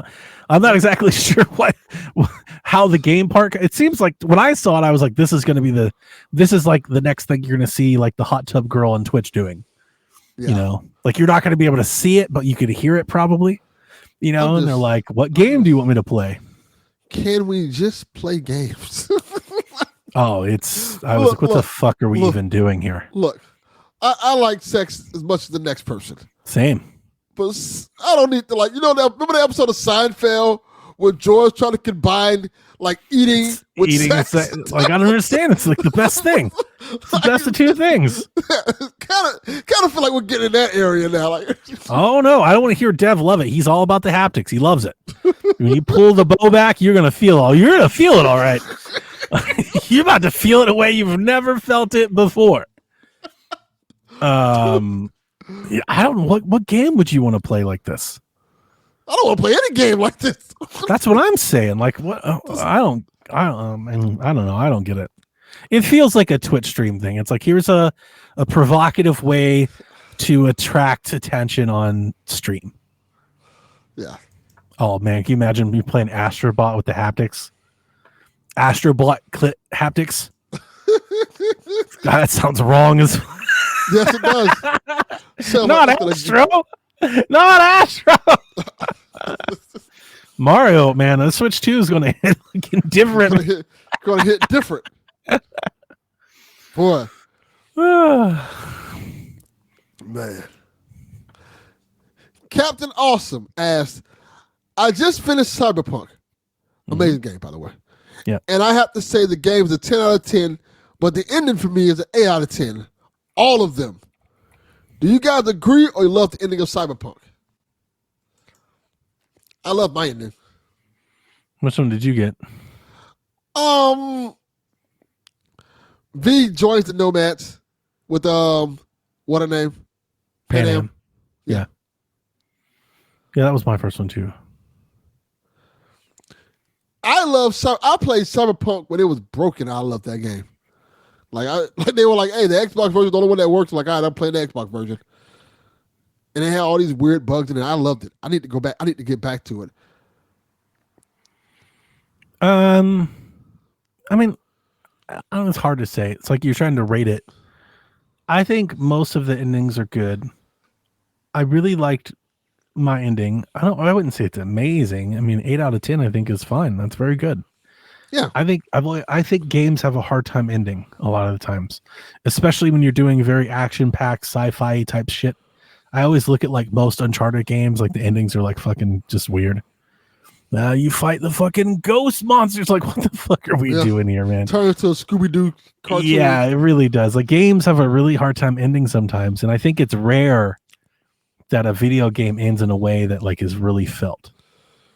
I really liked the ending where V commits suicide. I've talked about it a lot. I really like that ending. It is not because it's the ending, and I know it's the easy ending because you can just pick it before you do anything else. But it's how they develop the plot for that ending. It's well developed, and I think that entire conversation between V and Johnny, I actually think is like the most V moment. Like that just feels very, at least to me, that felt very in line with my character as V. You know, I was very much kind of like I don't have to participate in this bullshit. You know, like I don't have to do this because all these people want me to. I am my own person. I can see my own way out. I thought that was somewhat empowering. I was like, this is crazy that a video game is like, this is the ending that they set. I kind of love it. If anything, just because it's different. I didn't like the space ending. I got that one too. I did not like the ending that I got from the DLC. I thought that ending was kind of whack. It was a little lame. Did you try the I just heard about this one the other day, the suicide run ending? That's what I was talking about. Where you go out and you have to go fight them all by yourself? Oh, no. I didn't get that ending. They say that ending is really good. Cool. They say it's really cool because they say essentially what happens is you have one life and you have to go clear out the whole section and stuff like that. And if you die, that is the end of your game. Oh, wow. That's crazy. Yeah, that is the end. Like it's over. But if you probably die. You save everybody, and that's none of your people get it put at risk, and it's a great ending. It's funny. That was my original ending was the Nomad with Pan Am. That was my original first ending. I love Pan Am. And then I looked up the other ending, like the space ending, and I was like, that ain't it. Yeah, and then when terrible. When I replayed it, I got the suicide ending because I wanted to do something different. I was like, okay, what happens if I do this? And then I got that. I was like, I kind of love it. Like, it's very fitting. So yeah, and I'm just a sucker for Johnny. I like all the Johnny conversation moments. Yeah, having that conversation with Johnny then after what they're going through with the split and everything, I kind of love it. I think it's just very fitting for the story. But I don't know if any of them are 10 out of 10. I think a 10 out of 10 ending is very rare. Yeah. Like if I was counting 10 out of 10 endings of video games, I don't think I could give you 10. I can, but they're going to be all over the place. I don't know if I've got 10 out of 10 endings. The Last of Us Part 1. 5. Last of Us Part 1, I think it's a 10 out of 10. I do too. I think Walking Dead Season 1 is a 10 out of 10. I think Red Dead Redemption is a 10 out of 10. That's another one. That's 3.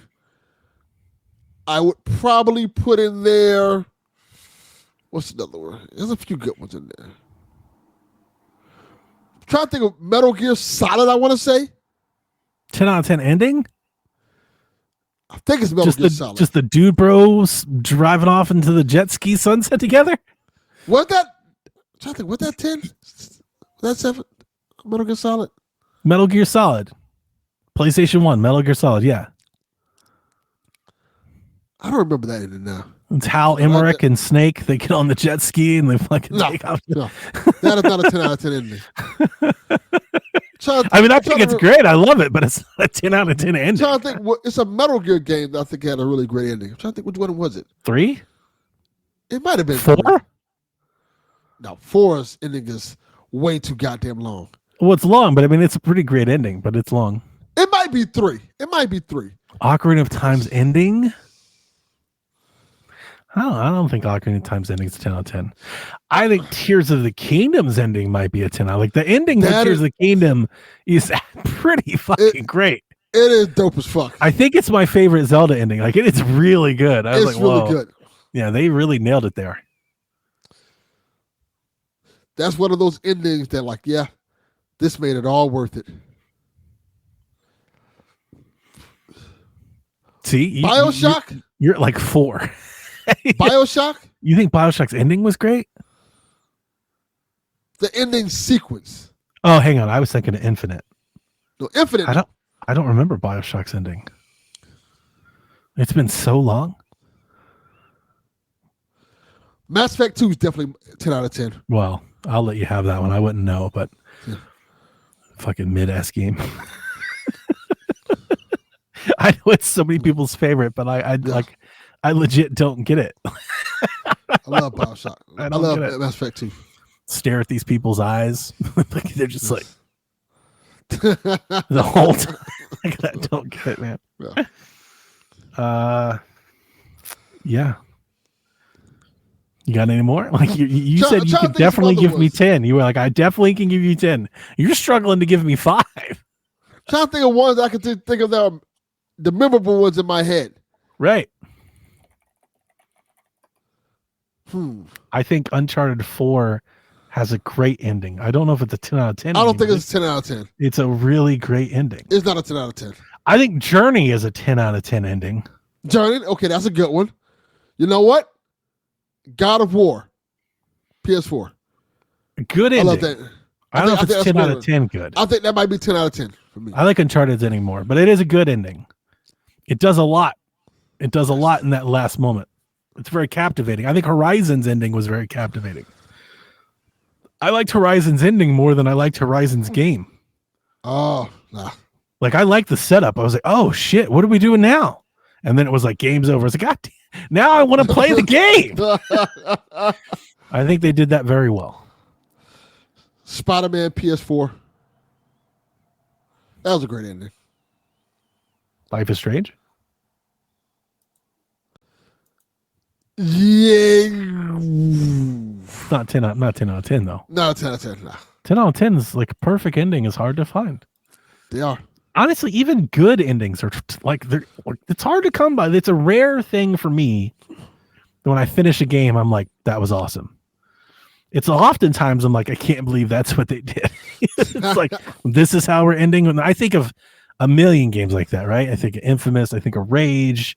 So many games. Just like, oh God, this is how we're going down. I have a fun question. What's a game that is fucking terrible but has a great ending? Oh, that I don't know. I think that might be more common than anything else. Again, it's like, this is all right, but the ending was dope as fuck. You know what? I just thought of a game for our former question. 10 out of 10 ending. Spec Ops The Line. Yeah, that's a good one. That's a great one. That's a great one. I mean, I would throw these in there. I know. I don't think most people would agree. I think the endings for both Call of Duty 4 and the ending for Call of Duty Infinite are superb. Okay. Especially Infinite.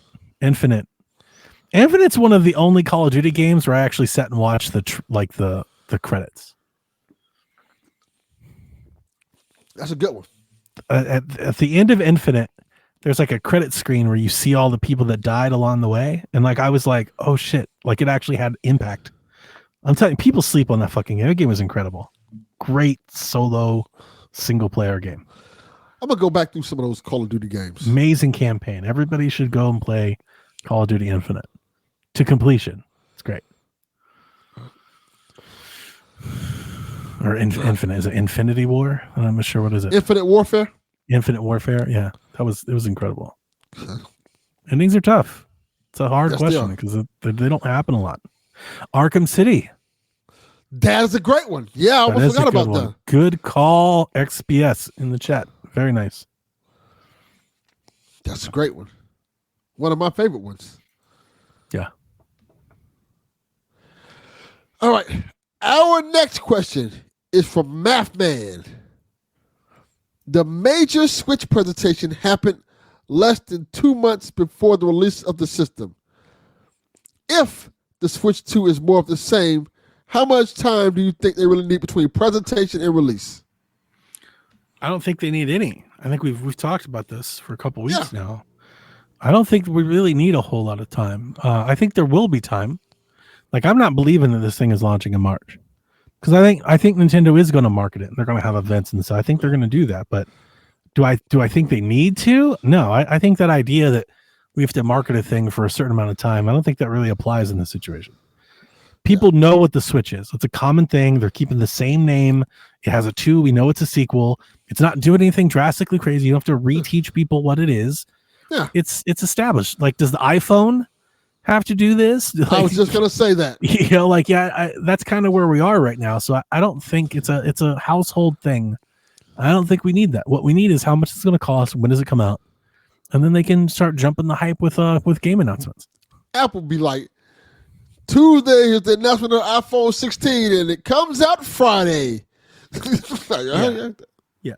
I think June XPS makes a lot of sense based on everything we're hearing now. I mean, I think generally thinking, everybody thinks it's sometime between April and June. And June just has a ring to it for whatever reason. It's just a hunch. It just feels right, I guess. I agree. June would be great. Yeah. But maybe it'll be April. That'd be super fun. I mean, I want it as soon as possible, but we'll see. And our final question from Flux. Let me say it with how it's phrased here. Where's my Switch 2? Very good. Come back tomorrow. It's in China. Yeah, well, China. all the other Switch 2s and Genki and all this other stuff we've been talking about. It's in China, waiting on the tariffs. Damn, Trump's going to piss people off. He starts raising Switch prices. Oh, he definitely is. People about to get big mad. We're going to have the External Revenue Service working on that. Yeah. May would be an interesting time to launch a console. No. It feels a little odd, but it doesn't really matter. It's just tradition. Like, it was weird they launched in March, but they did it, and nobody, like, it didn't matter.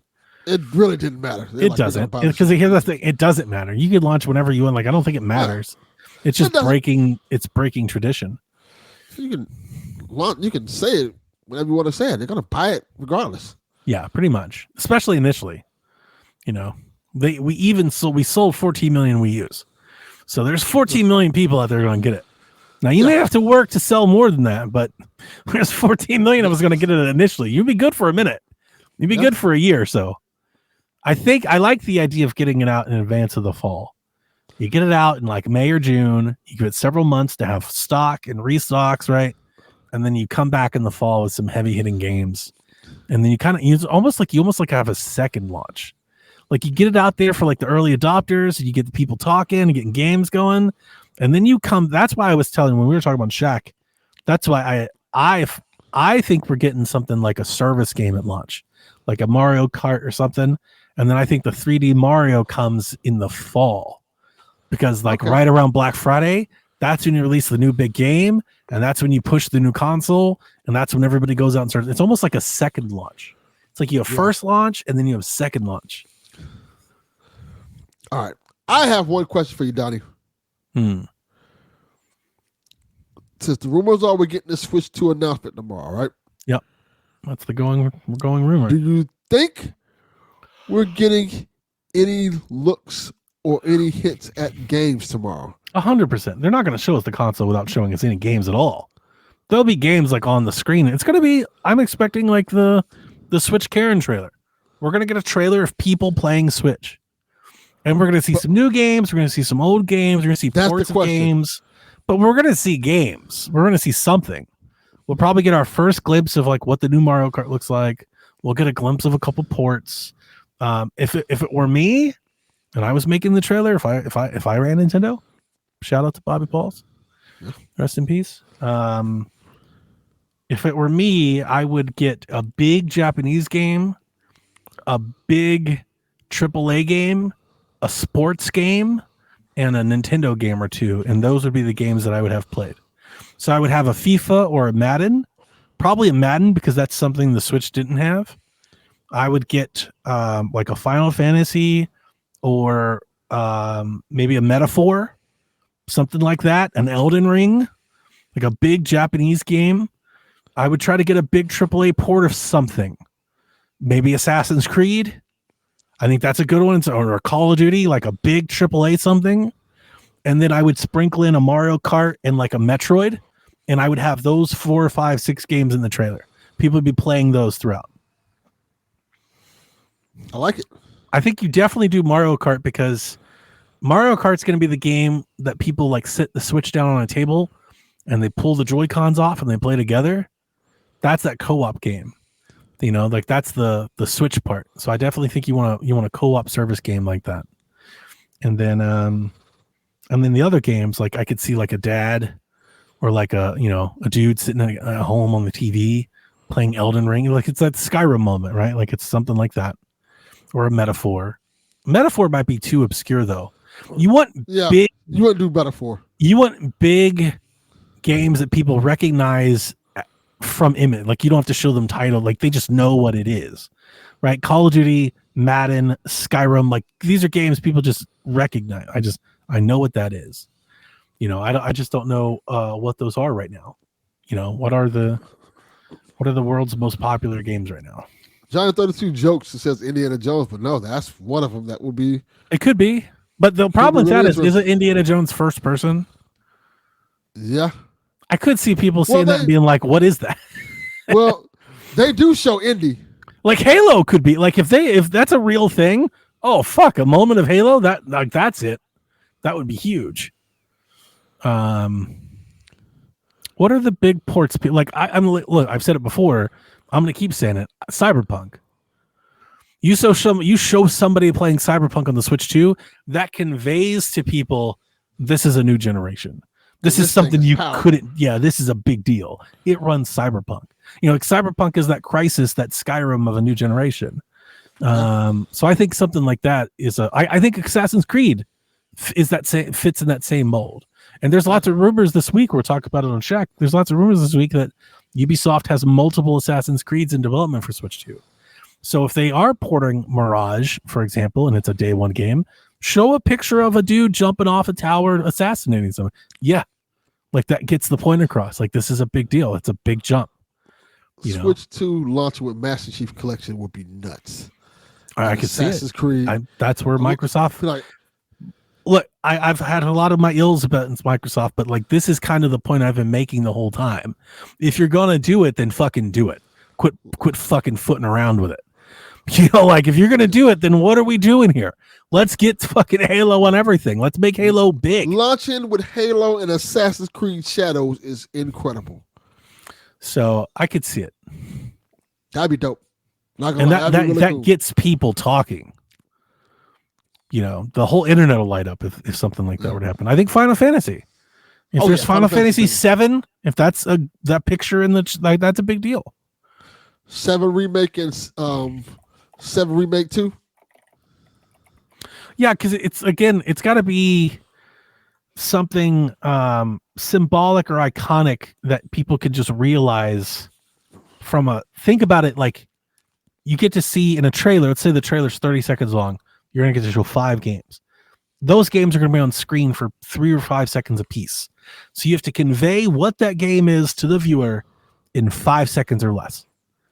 Right? So like an assassin jumping off a tower does that. A Call of Duty gun shooting does that. A Mario Kart, right? A 3D Mario. Like these are the certain, the Elden Ring. Everybody knows what Elden Ring is. Even if you don't play it, you just know what it is when you see it. Those would be the type of games I would imagine we're looking at. I could see a Metroid in there. With Nintendo and a new console, you can never rule out like a Pokemon. You know, they give you a glimpse of what Pokemon looks like. That could be possible. I don't know. But that's what I'm expecting anyway. That's a better way of putting it. That's what I would be expecting. Something like that. I'm excited for it. It's gonna be dope. Yeah, I agree. I think so. I mean, I it would be interesting, like, do they show Breath of the Wild again? I don't think you do. You know, because that's just old game. You don't want to show that in your first trailer. Yeah. You know, even if it's like, Resident Evil. 8 4.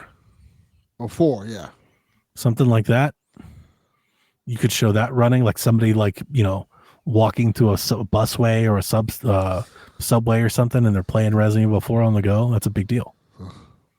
Resident Evil 4 remake. That's a big game, and it's an iconic game.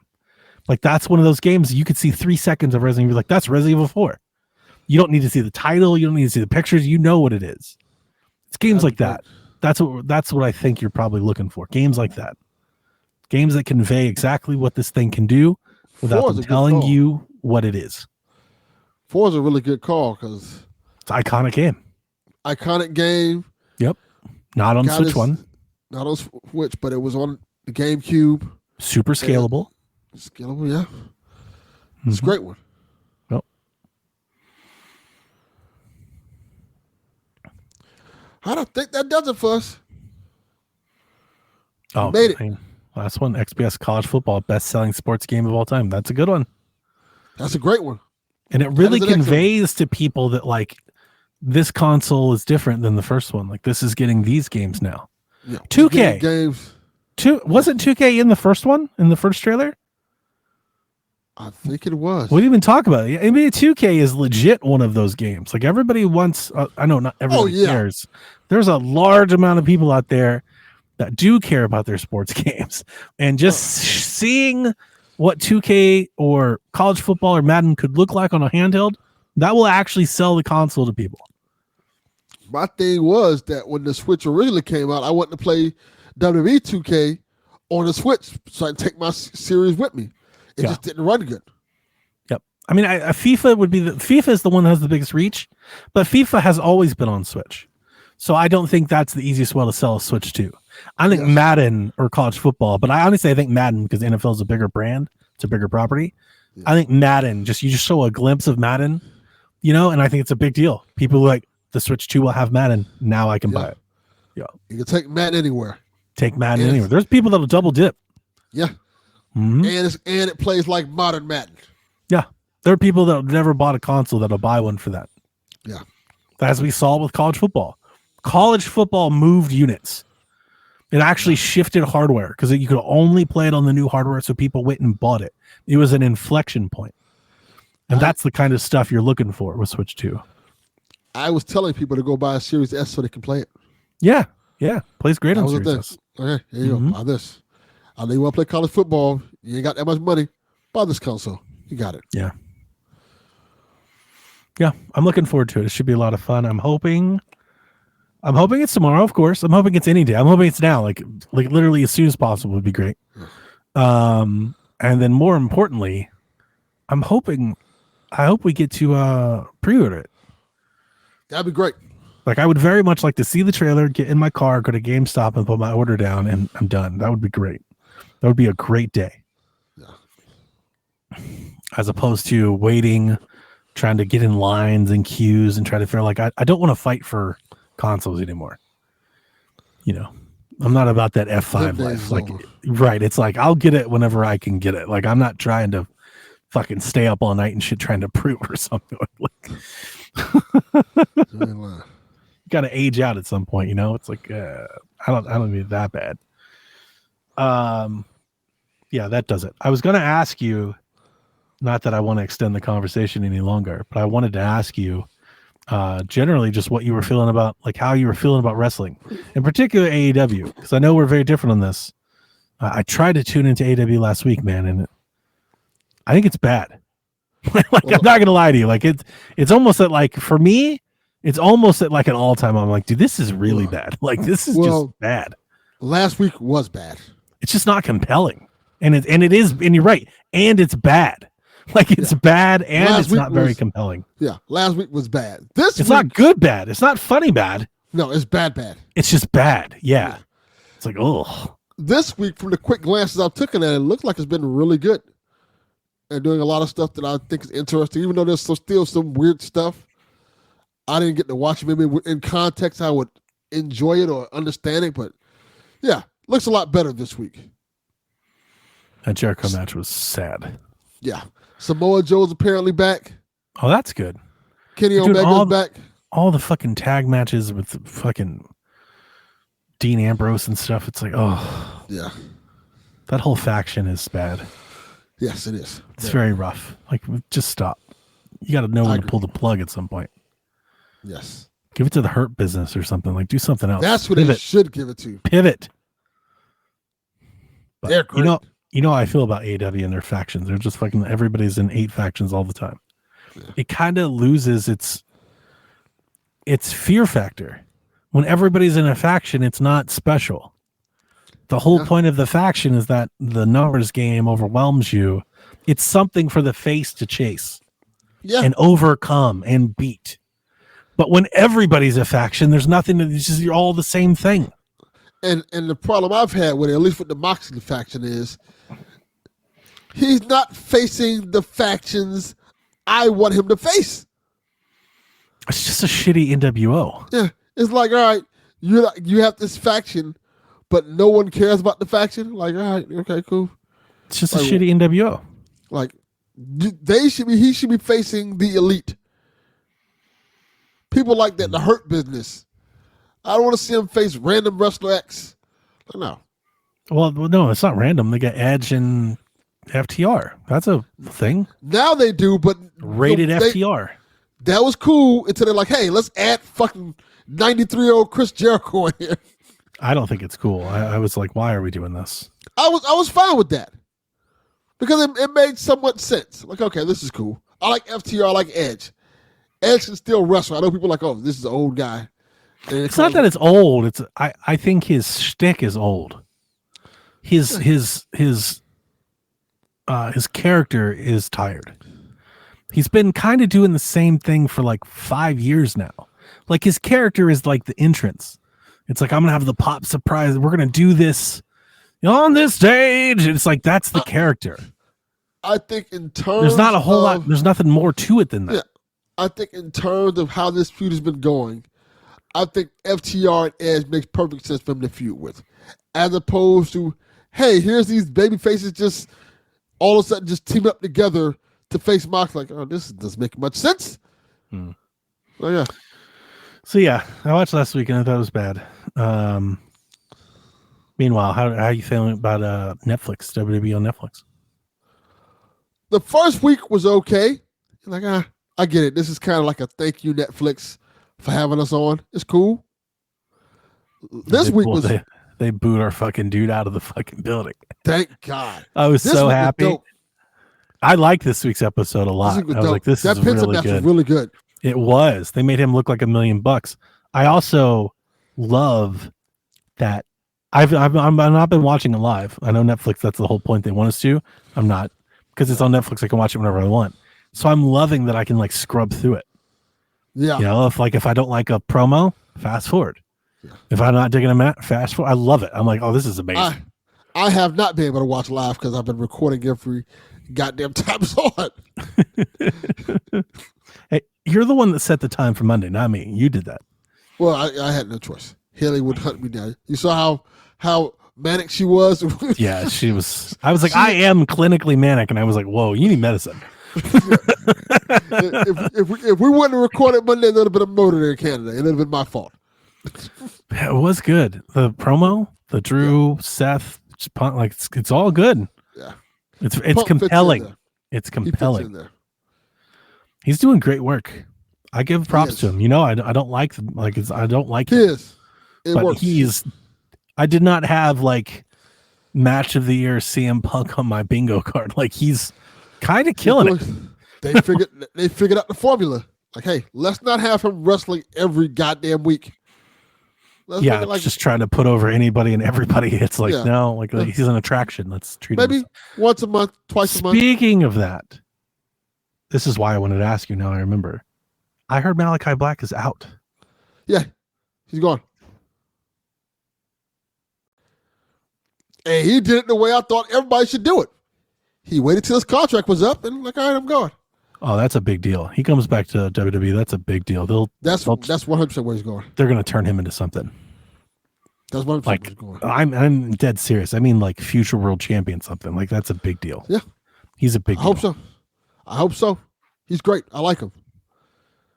And I like the guys he left behind too, Brody King and Buddy Murphy. Great. Yeah. Buddy Murphy had a great match with Will Ospreay. That was last week. That's Rhea's boy, right? Yeah. They had an excellent match. Lucky him. He's very lucky, man. Why are you even wrestling, dude? Go the fuck home. Yeah. If you don't take your ass home and fold her clothes and clean the floors, you take your ass back home. Your wife is one of the biggest wrestlers in the world. She's And something else.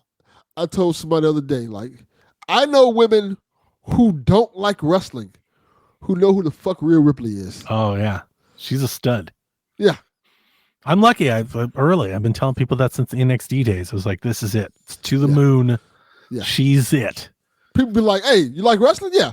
Oh, how about that Rhea Ripley chick? Like, oh, how do you know her? Yeah, we all know how we know her. We all know her. Yeah, we all love our muscle mommies. We know exactly why everybody knows her. She's something else. Yes. Every time she comes on the screen, my wife just rolls her eyes. She's like, oh, not again. All right. Well, cool. Yeah. Thank you guys for listening. Thank you guys for enjoying the show. We had a great night, man. Maybe we will see you tomorrow. Maybe. Maybe. Nobody's sleeping in the middle of the bed. The middle of the bed is only where you do the business. But when everybody's ready to sleep, it's the side of the bed that can't be beat. It's the middle of the bed where lovers meet. But when it comes time to slumber, it's the edges. Ooh, ooh, ooh, the edges.